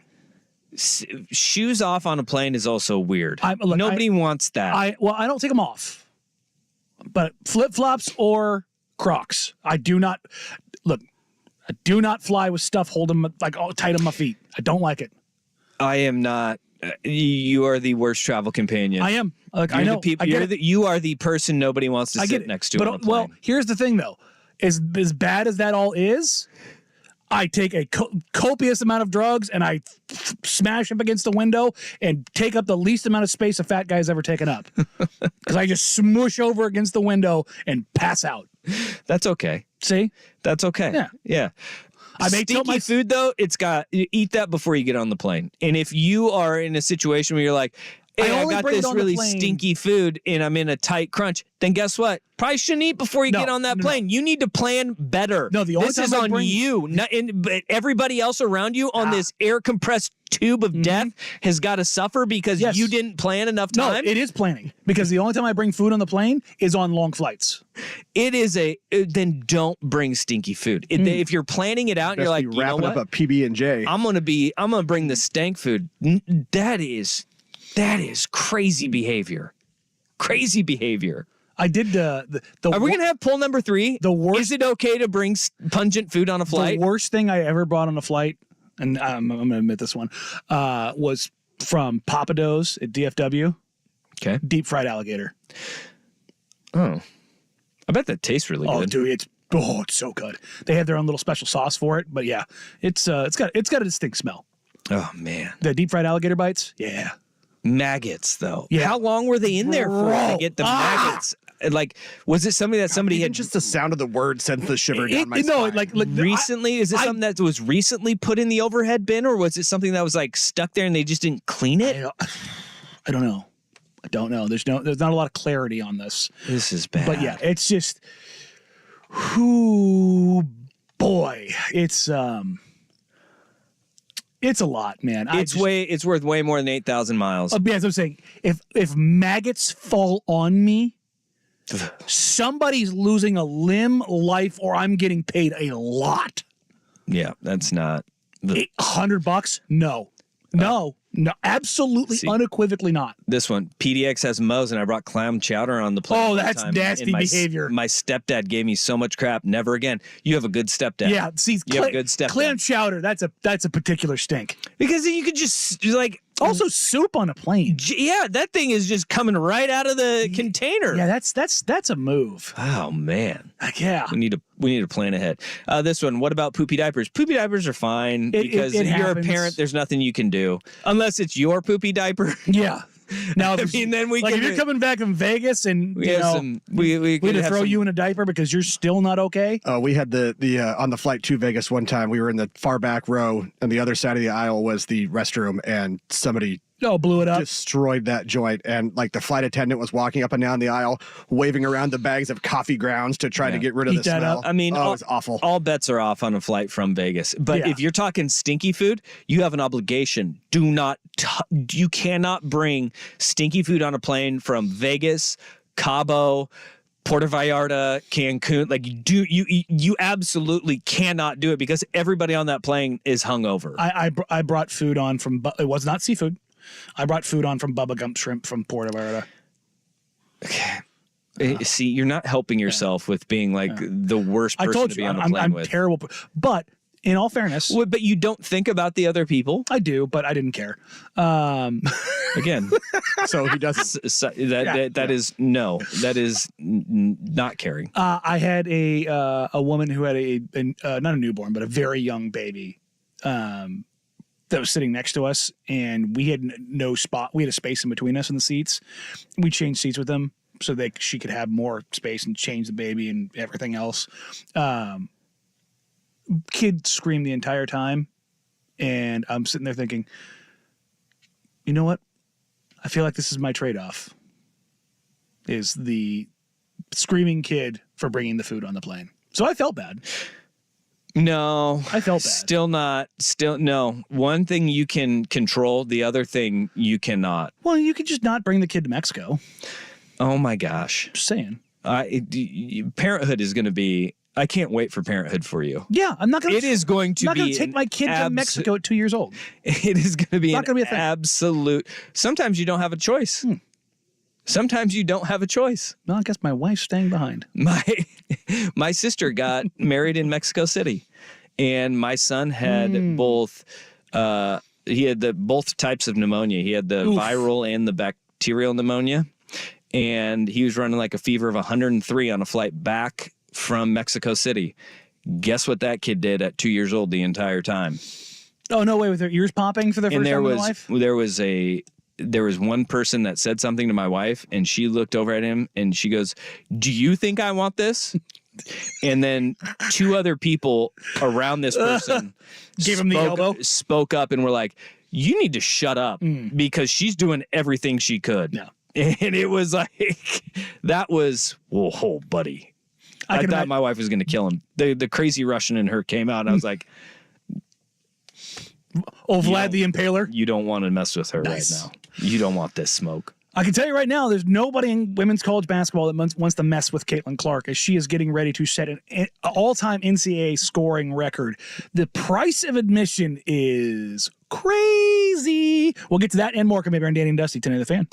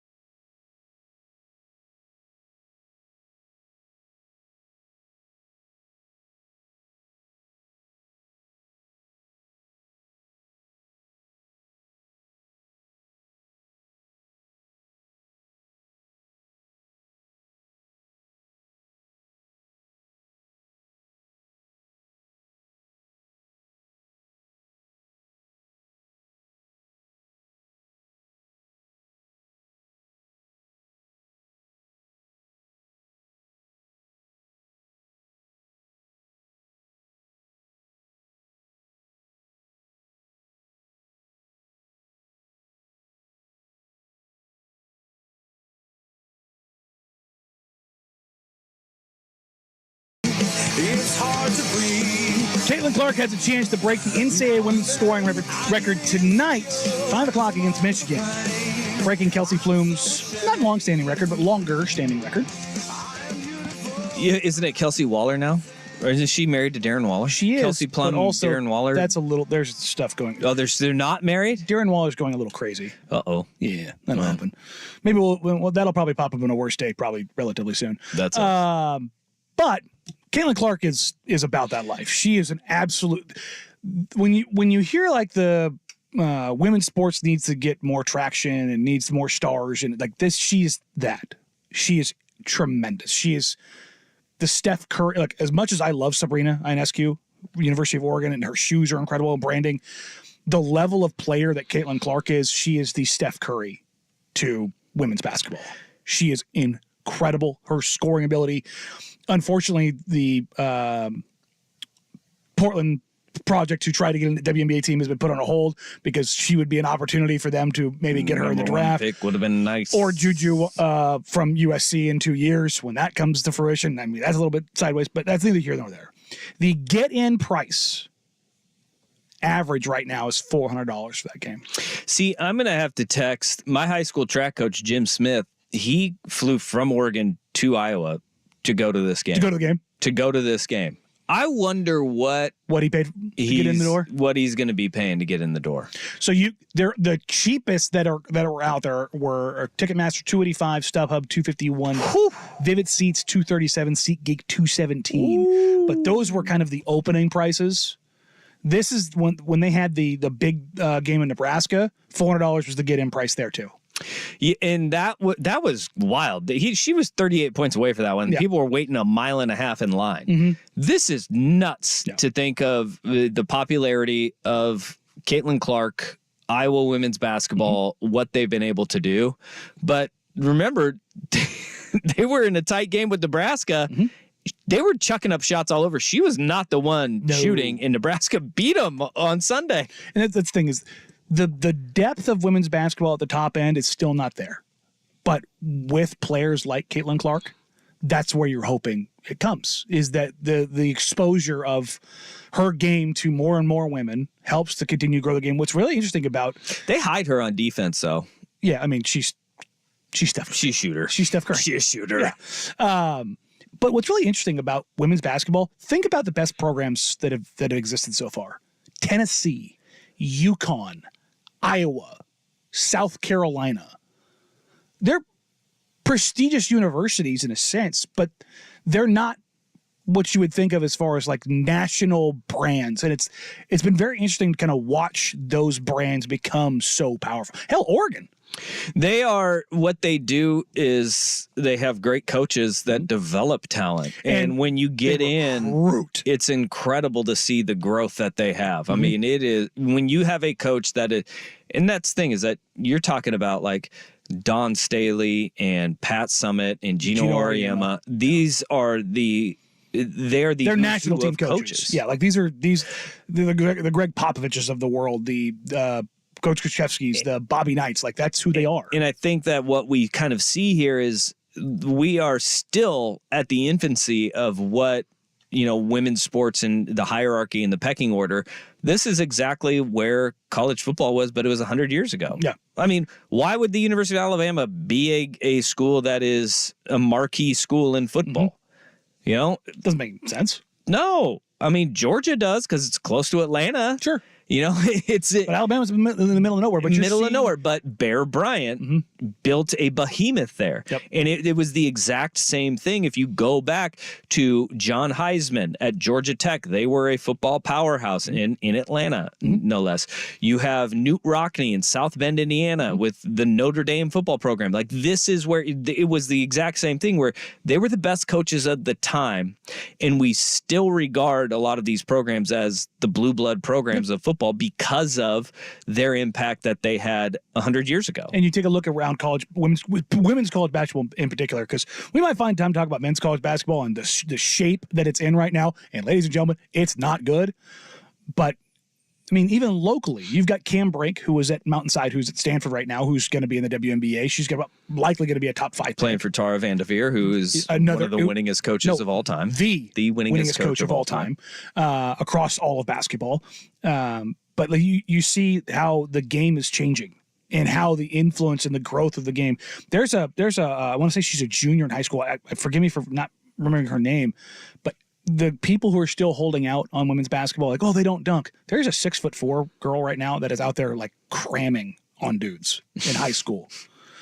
So the evolution on dudes or chicks? No, on dudes. Like dudes. she's playing in. Well, I didn't know. If it was like in games. No. Like she's just bamming. Like she's built like that. It's kind of nuts. Here for it. Yeah. So it's just, if you got a minute tonight, flip over and watch it, and watch how nuts that game gets, and watch how crazy. If you think the environment's going to be awesome. If you think that women's sports aren't coming, look, even if it's not for you, they are, buddy. It's gonna be nuts. It's fun. It is. It is really fun because I think as sports fans, we all love watching greatness, and you get a chance to talk about it now.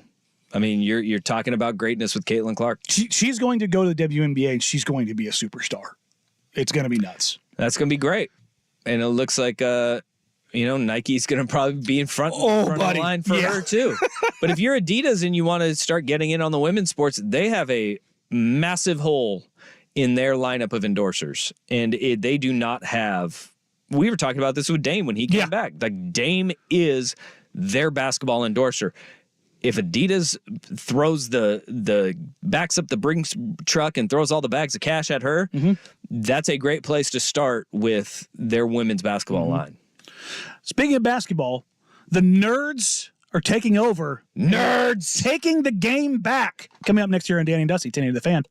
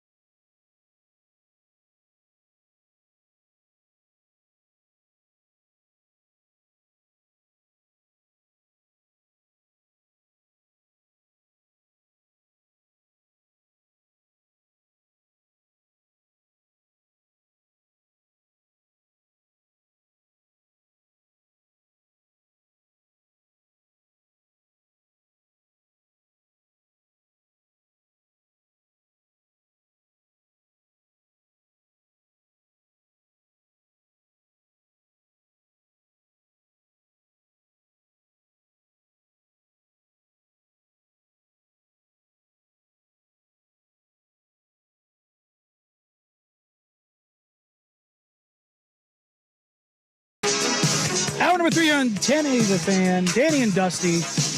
Reminder, 1080 The Fan invites you to play in the first annual Fan Winter Golf Classic at X Golf Tualatin, X Golf Vancouver, Tuesday, February 27th. That's less than 2 weeks That's away. That is less than 2 weeks Coming away. up quick, man. That's 12 days Gotta away. get loose. Gotta get those hips loose. It's R.I.P. all Chubbs. in the hips. The 4 p.m. round at X Golf Tualatin is sold out, and the noon round is filling up fast. You can also choose from either the noon round or 4 p.m. round at X Golf Vancouver. Let's fill it up, baby. Dusty and I will be out there, as well as Isaac and Suk will both be broadcasting live. Dusty and I at Vancouver, Isaac and Suk at Tualatin. Thank you. The winning threesome will win a free foursome at this summer's 10th annual Fan Golf Classic. The last place threesome will receive a free lesson in X Golf. So even if you suck, you win. Because you suck. There'll be food for our golfers from Victor Rico's Mexican Food, Super Bowl commercial rated Victor Rico's, Pearl Catering, and the Urban Restaurant Group. All golfers will play the historic Pebble Beach course on the state-of-the-art simulator. Go to 1080thefan.com for more info to sign up your threesome. Meow. Speaking of, Tiger is playing in the Genesis. He's wearing his new gear. He's wearing his Sunday red. Which now makes sense as to why they unveiled it yesterday. They knew. Because he was, well, they had to, because he was going to be rolling it out on the course with his new gear, and everybody'd be like, what the hell's he wearing? Well, What is that? this is his tournament too, I Yes, believe. it is. Yeah, okay. Remember, this is where he got into the car accident. He was leaving Riviera to go down to shoot a commercial, I think with Justin Herbert and Drew Brees. On probably a lot of pills and alcohol. That's, yep, maybe. Yeah, I don't know. Probably. And his leg was basically almost torn off. Yeah, but he's out there. He's out there. Last I saw, he was even. I don't know where he's at right now, though. If I could, But he's playing, and I love it. and that's the thing is, like, I love watching him play. I do. It's just one of those things where it's like I'm not going to watch golf unless it's him. He's on 18, even par. Tied for 50th. Wow. He was one of Scoring's just being done. one of 3 players to reach the 609-yard par 5 and 2 today. Good. How many yards? 609. 609-yard par 5. Did he hit driver off the grass? Good God. He does. He'll go driver off the deck. He'll go. He's crazy. The greatest is there's a video of him and Charlie, and he pulls the driver out of the bag on the deck, and Charlie's like, "You're not going to do it." Yep. He's like, "Take a seat, young man. Let me show you what Dad can do. Watch what Daddy does. Daddy going to work right now." The nerds have taken over the NBA to much the chagrin of the basketball purists, of the true hoopers that are out there. The three-point revolution has been too much for them to really handle. Ding. A big part of this, the revolution, more than a decade ago, the MIT Sports Conference, otherwise known as Sloan, has been a place where ideas are presented from around the world by the biggest nerds on the planet. People with PhDs in all kinds of counting and geospatial mapping and all kinds of crazy things come out there. The biggest thing that could really come out of there to impact sports, particularly basketball, was the intrinsic value of the three-point shot and how much Daryl Morey's Rockets put on that. For those that don't understand the simple math behind it, 3 is worth more than 2. But it's not that it's just that. It's that it's worth 50% more. 2 is worth, or half of 2 is 1. That 1 point, because of how just counting statistics work, that 50% value. We were mathing until we weren't mathing. Because 2 is quite literally 2/3 of 3. Yes, but the difference between the two. When you take shooting averages into consideration. And so you start figuring out the things that are most valuable mathematically are the corner 3, because it's the shortest distance. Very short. And a layup, dunk, or free throw. Because of, again, value inputs. Value. So you started getting everyone chucking shots. And shout out Phil Beckner, who has said shooting is the separator because it's the thing you can teach. You and I have talked off air the last couple of weeks about how generating feel and passing and playmaking isn't something that's really possible, but that's maybe the new frontier of basketball. But when it comes to shooting, we have reached a point where the 3 is no longer as valuable because, number one, everyone is shooting it, even those that should not be shooting it, to the point where... and that's a frustrating part. It is. And 2 people have put together a paper. It's being led by Matt Michael from Syracuse University. It's being presented at Sloan in the beginning of March, so in a little more than 2 weeks. that highlights the expected value versus actual value is declined to the point where a 2-point shot is now just as viable as a 3 when spread across the average of the NBA, because not everybody is Steph Curry, Damian Lillard, Klay Thompson, Anthony Simons, guys who can shoot 10 threes a game at 40%. And I think that's where, like, the basketball purists, they actually do have a gripe in the current state of the NBA, is because we have gone beyond the threshold of the volume of threes. Because if you look at by 3-point shooting percentages, and is this from last season, the complete work of last season, or does it take this year into account too? Because it is up. The value is up to because as a whole, I think you only have 3 teams in the entire NBA that are shooting under 35% from 3 as a team. And last year, there were actually far more teams shooting way below that. I think it is up through 8. It is up through 22-23. Yeah. Last year, you saw a lot of these teams, like there's like 8 teams shooting under 35% as a team from 3. Mm-hmm. And when the volume is that high and all of a sudden we're not seeing the averages in the 3-point percentage, then you go, all right, now we need to bring the ball back in closer, play it a little bit tighter. And there is a sweet spot they blew right past. And this happens in any trend and any fad in sports. We've seen it with the RPOs in football. Mm-hmm. We have seen it, zone read kind of led to RPOs. Passing in general, where we saw the volume of passing go down. You needed to flex that out a little bit more and have a pass option off of that mesh point in the run, and it couldn't just be run. You had to have a zig off of it, and we're seeing the adaptation across football. You see it in baseball as well, in the analytics community saying there's so few of stolen bases now, it's actually become an advantage to steal the base again. Especially with the base size increasing. But even before that, they was trending towards stealing bases became advantageous again, and now we're starting to see it in basketball where we hit that threshold. It actually took longer than I thought for us to hit the threshold of 3-pointers, because this is almost 9 years now of every single season seeing it not just like incrementally go up, but it exploded about 9 years ago, and then we haven't seen it turn back at all. We're hitting that threshold, though. And this is where, and not only that, basketball is a sport that fundamentally changes between the regular season and the playoffs. They are 2 different sports, genuinely. Even though the rules are the same, the styles that are played.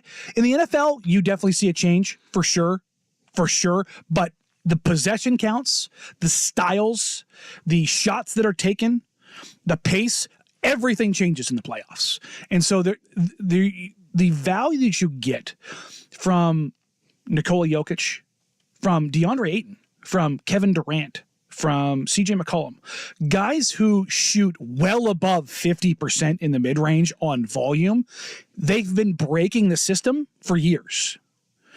And there's always been this adage of like, well, why don't they just get closer? It's like, because right now defenses are designed to take away 2 things: rim shots, 3-pointers. They're designed, and if you can get to your spots. This was the bane of every Blazer fan's existence. How many open corner threes they were giving up, like 5 or 6 years ago. It was like, why? Or Terry Stotts and Mike Budenholzer said, look, the 3 that you're gonna get is gonna be the corner 3, but you're gonna have to work to get it. Yeah. But that was what the Bucks won a title based on that, saying you're not going to get to the rim because we're going to have Giannis helping and we're going to have Brook Lopez and drop. Good luck. And I think what you're going to start to see, I asked Chauncey Billups about this in a random discussion a couple weeks ago. Do you think we've reached this point? Because I kind of felt this coming, and kind of stylistically how things are changing and where you're seeing guys start to work more. And it's not prevalent yet, but you're starting to see more guys not settling, but creating shots that exist at the elbows again, because there's so much space in those places. And let's see DeAndre Ayton's shot chart. Yes, he lives at 10 feet, but the only player in the NBA shooting better than DeAndre Ayton in that range is Nikola Jokic. DeAndre Ayton is it's not a like, oh, he's a good, no, he's a phenomenal mid-range shooter. He's getting great looks too, because that's what they're giving. Watch tonight against the Timberwolves. They don't run a strict drop like they have been with Rudy Gobert. They're playing him up to the level because of Anthony Simons. You can't run drop on Anthony Simons because he will just pull and you're giving up points at that point. But otherwise, they're going to run drop pretty consistently. And when you do that, that drop coverage, you're going to play at the nail. There's a nail on the floor in the middle of the free throw line, all the way back to about 4 feet from the rim. That's the space that DeAndre Ayton, Nikola Jokic, Kevin Durant, it's the spot they want to cook in.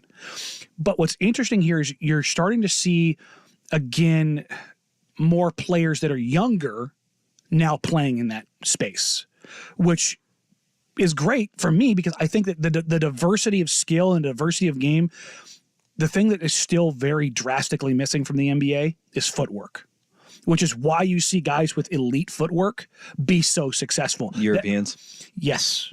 Jokic, Luka, even Giannis, who everyone's like, oh, he doesn't have a bag. His footwork, he's 7 foot tall hitting Euro steps from the 3-point line. Watch Wemby's footwork. Jalen Brunson, who's 6 foot tall, is cooking people with footwork nightly. And I think that this change will bring back more micro skills in the NBA, which brings more diversity of game, which makes for better contests. It's, again, the styles make fights. I hope to God we are getting, I want to see. And basically, this whole study is saying kind of what as viewers, we've reached the NBA, we sit there and we go, we're going to see more made shots. Mm-hmm. And because you're getting better, what they're saying is that there are better looks that have a higher probability of conversion now in the NBA that just aren't being taken anymore. And I'm here for it because the NBA has gotten clunky. It's gotten clunky in that. For those that are wondering the math, the expected points per possession, then this is what triggered this paper. The expected points per possession based on the conversion rate is 1.083 for a three-pointer league-wide right now. For the first time since, I want to say 2016, I believe is what they had it highlighted as, the 2 points per possession value was higher at 1.096. And I know that doesn't sound like that much, but that's a pretty substantial difference. And well, yeah, if you take, over 80 100 possessions. 100. Your average right now is 100. 100 possessions a game. So you start, it's the difference between 5 points a game. So, yeah. All right, coming up next, more basketball. The Portland Trailblazers have 3 rookies ranked in the Ringers top 15. We'll take a look at where they were, where they are, and where they project going forward. Coming up here on Danny and Dusty, 10 of the Fan.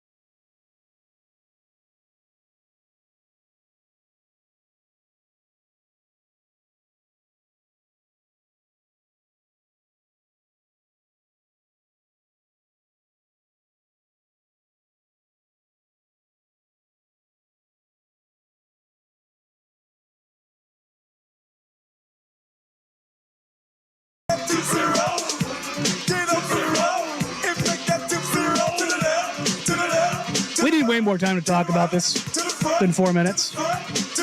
So what we're going to do instead is talk about the incredibly weird, awesome LED floor that they are debuting. We already talked about this. No. We already talked about this twice. No, we're going to talk about this again. Okay. Because I put it out on the timeline now that everybody's is actually seen it in action. Okay. And I have gotten a lot of feedback of like, I can't handle this.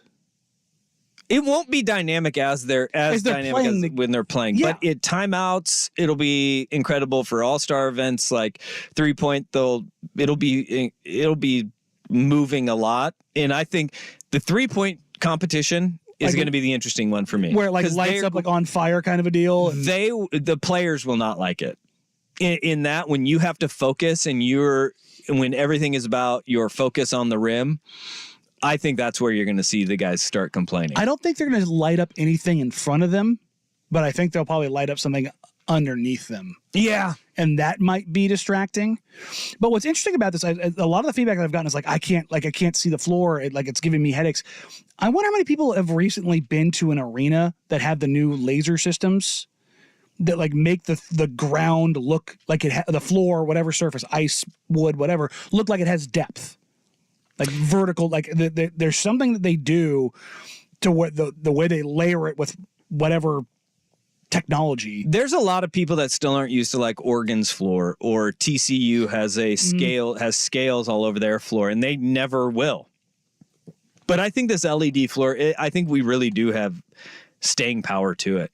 I think there is going to be a push to make this the norm and have this as a playing surface. If it does not lead to injuries, It's already safe. been tested in FIBA. That's why it's being rolled out at All-Star. They used the international stuff to test it before the NBA guys got out there that were worth tens of millions of dollars. The worst thing that could possibly happen is somebody gets hurt in this. Yeah. And I mean, then we'll never see it again. like playing on it is one thing. I wonder what happens, like what they do to it and how they treat it for like liquids. Like, I'm not even talking like a spilled beer. Like, what happens if, like, for the guy, what happens if Usher gets out there and super sweaty guy drips all over it? I think because super sweaty guy is a great advantage, not just in pickup basketball, but in the NBA as well. Because nobody wants to touch that person. No, not only that, you can't really body him up. You slide off him. And when they hit the deck, and what you're saying, does that snail trail and end up like? Is that somebody tearing a hamstring because they're doing the front to back splits? Well, I guess we're gonna find out, right? Total side note. Speaking of front to back splits, it is that floor though is so badass. And you tweeted out the link, you retweeted it. Yeah, it is. It's unreal, man. Incredible what they can do with that thing, and they're going to use during stoppages. They're going to show replays on the floor. That's cool. Like how crazy is it going to look when you've got like a 54-foot tall Steph Curry hitting a 40-foot three? That'd be pretty awesome, right? That'd be pretty awesome. That's great. One thing I can't wait for, though, is when they have, like, Todd Bosma's out there during a timeout and they're doing, like, the tic-tac-toe and it's superimposed on the floor and we all get mad at that. That's the next thing that we all get mad at. Somebody played tic-tac-toe last week.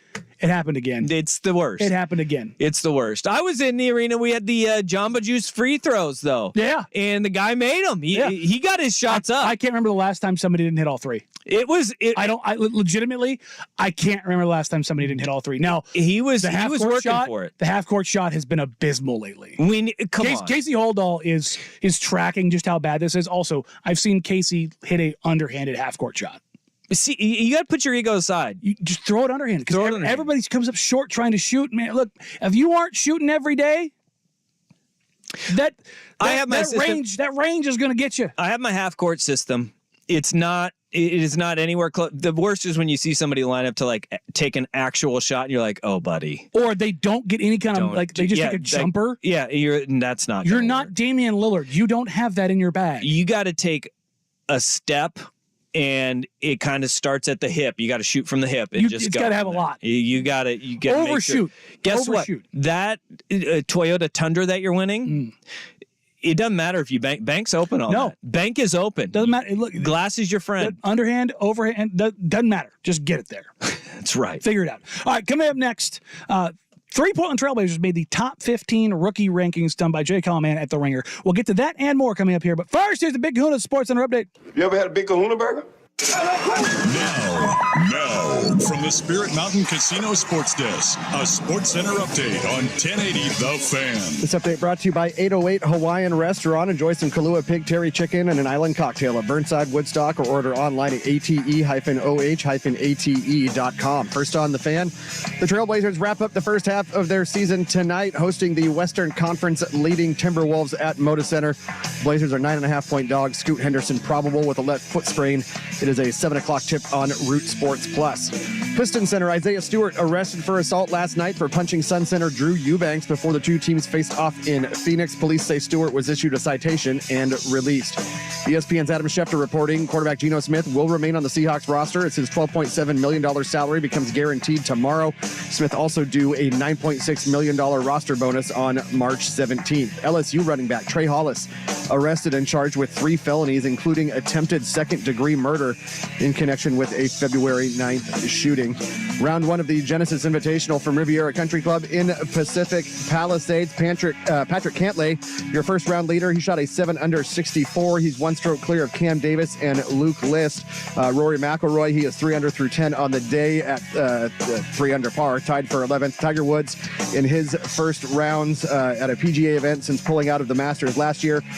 Bogey's 18. He finishes 1 over 72, tied for 56th. More sports scores and stories in 30 minutes. I'm Jeff Rust at the Spirit Mountain Casino Sports Desk. Spirit Mountain Casino, the place to watch and wager on pro and college games every week. Learn more at spiritmountain.com. The original home of the Herd with Colin Cowherd. Weekdays 9 to noon, 1080 The Fan.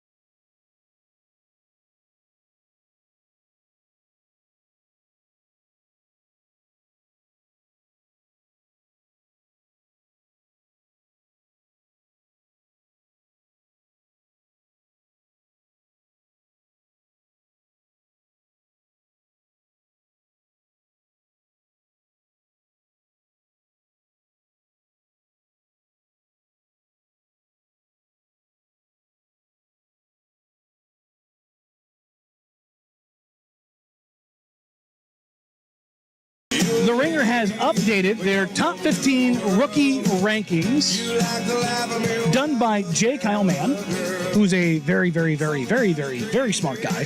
One of the guys that I love talking to about You said draft. Jake Heilman? J. Kyle.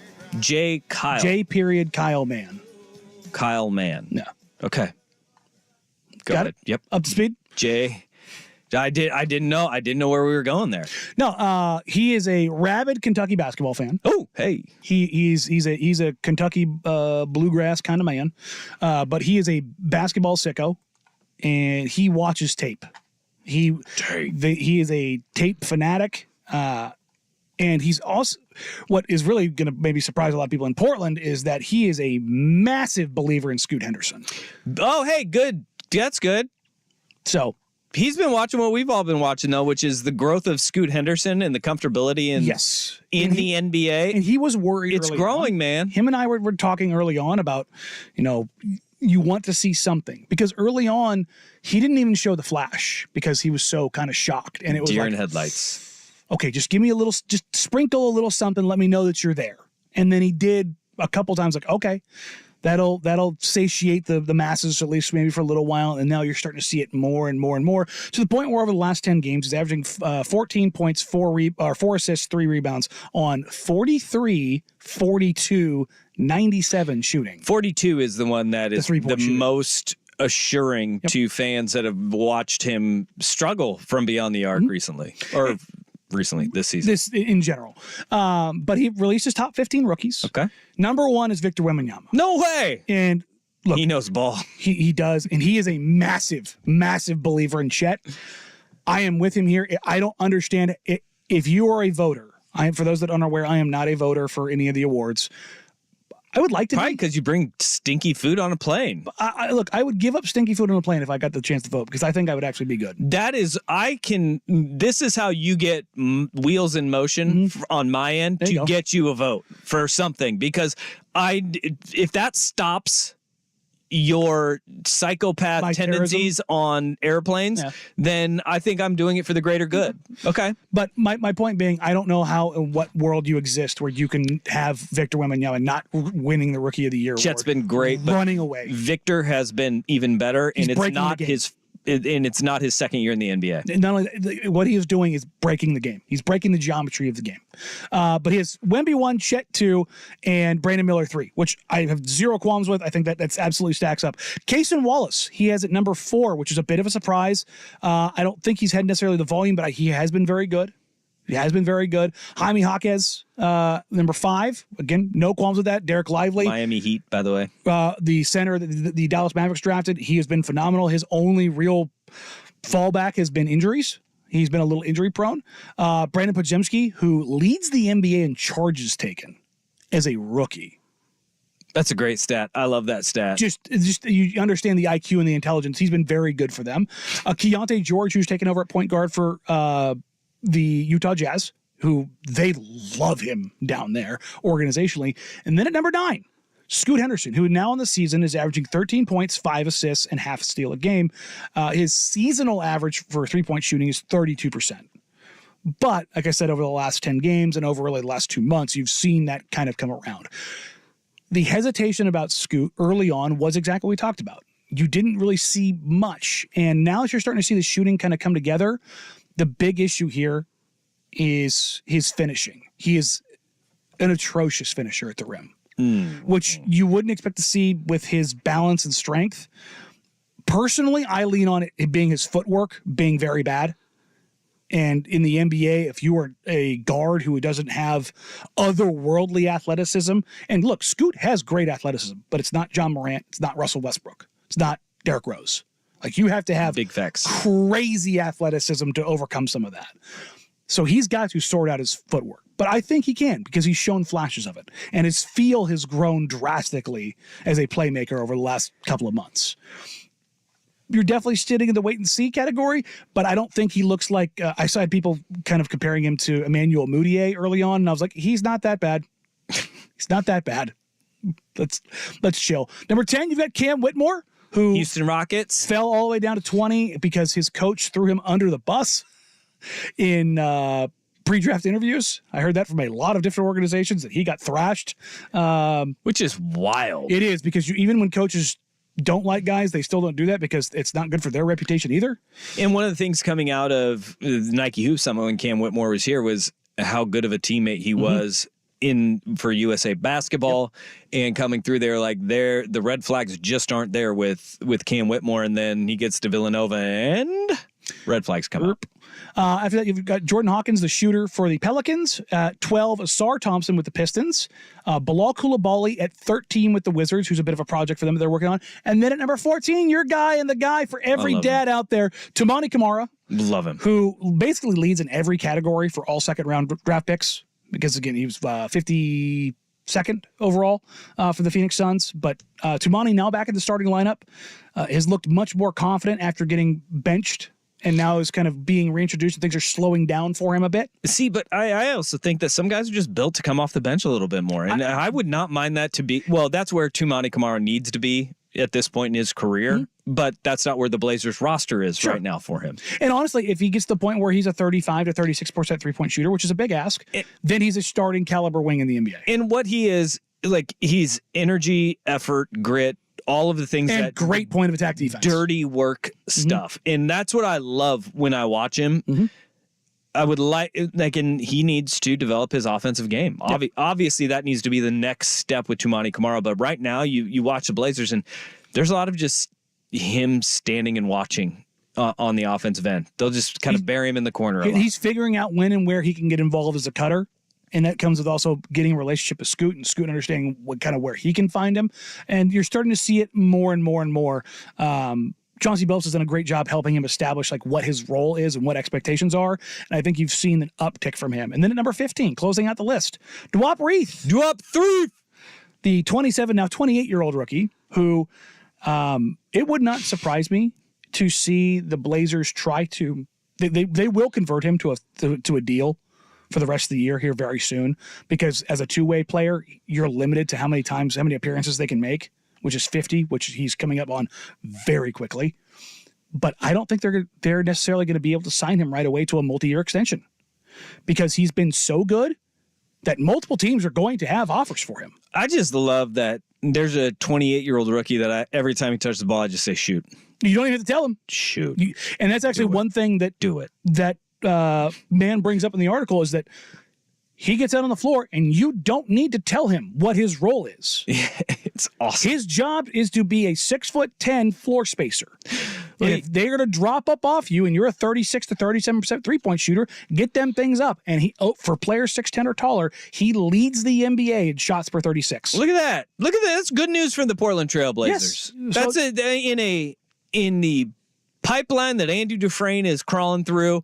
That is good news for the Blazers you have this three year. top 15 rookies, and you've got growth from Jabari Walker. Unfortunately, Shaedon Sharpe has what I will say. Don't be surprised if Shaedon Sharpe makes an appearance before the end of the season. Don't be surprised if in the final 5 to 7 games that he's not back on the floor. Just playing, just getting out there, because he needs to kind of play blowing out the rust. Yes, to kind of figure that stuff out. But yeah, in a season for a rebuild, having 3 top 15 rookies, it's a good spot to be. Ooh, the Great Barrier Reef. That text coming in. Oh yeah, no, that's Kevin has called him that. I like Kevin it. Just Calabro's calling him Green Light Reef. Just green light. I like it. Just everything. Shoot. Go. Green Lantern. Yes. Ooh, just shoot. Green Lantern's a good name. God, I like it. I'll run that. What happens when you have 6 years to work through what you're going to do when you finally get to the NBA? Yeah. He's defined. Well, he's had a couple cups of coffee in summer leagues. This is when he came to the Blazers summer league this year. That was his 4th time in summer league. Good. He's grinding, but man. He finally stuck. Yeah, it's fun. So, there you go. Some good news coming out of the first rebuilding season for the Portland Trailblazers. All right, when we come back. Wait, to answer this question. I do think Chauncey Billups does deserve the credit for development in these guys that people want to refuse to give Chauncey credit for. This is why I don't kill Chauncey. Everybody's like, why There's plenty do you that we can. Why do you hate? Like, I don't think he's the best coach of all time. But when young guys continue to get better under him, and he keeps empowering young guys, whether it's last year Shaedon Sharpe or Jabari Walker, or this year starting Toumani Camara right out of the gate. And if you're blaming Chauncey right now, you haven't been watching the last 3 weeks of Blazers basketball. And look, I don't blame you that road for trip. blaming him that road trip and just prior to it. But the last 3 weeks, they've played hard. You're seeing young guys take strides. The system is making sense for the players that they have. So there's your little kernel of good news as the All-Star break is 1 game away. All right, when we come back, we'll put a nice little bow on today's show before we hand you over to Isaac and Suk. Danny and Dusty, 1080 The Fan.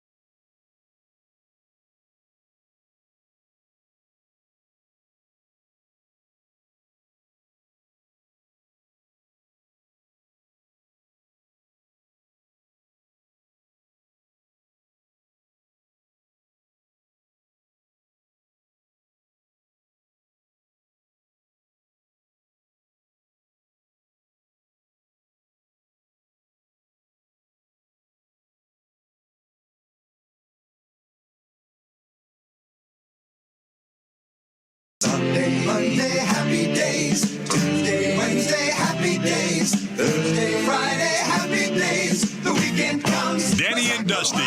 the Fan. Now, as your father probably told you, my name is Matt Foley, and I am a motivational speaker. Now, let's get started by letting me give you a little bit of a scenario of what my life is all about. First off, I am 35 years old, I am divorced, and I live in a van down by the river. Happy heavenly 60th birthday to Chris Farley, who died December 18th, 1997. Whoa, Still that's can't believe it was so that long ago. It feels like it was not that long. 20 ago. years ago. And so it was just shy of his 40th birthday. No, 19. We're looking at 26 years. Oh, wow. Yeah. 26 years ago? Yeah, I think it said it was 33. Oh, I had died. 94. Because we were talking about Candy. Because John Candy. John died. Candy we were died in talking about 94, Candy yes. before the show. Yeah. Wow. Both those deaths do not feel like they were that long ago. Nah. Also, Farley was how old when he died? 33? 33. 33 years old. I would've just thought he shy was of his younger. 33rd birthday. I guess he just didn't really. I thought he peaked younger.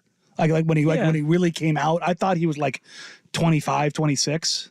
Dude, Chris Farley, dead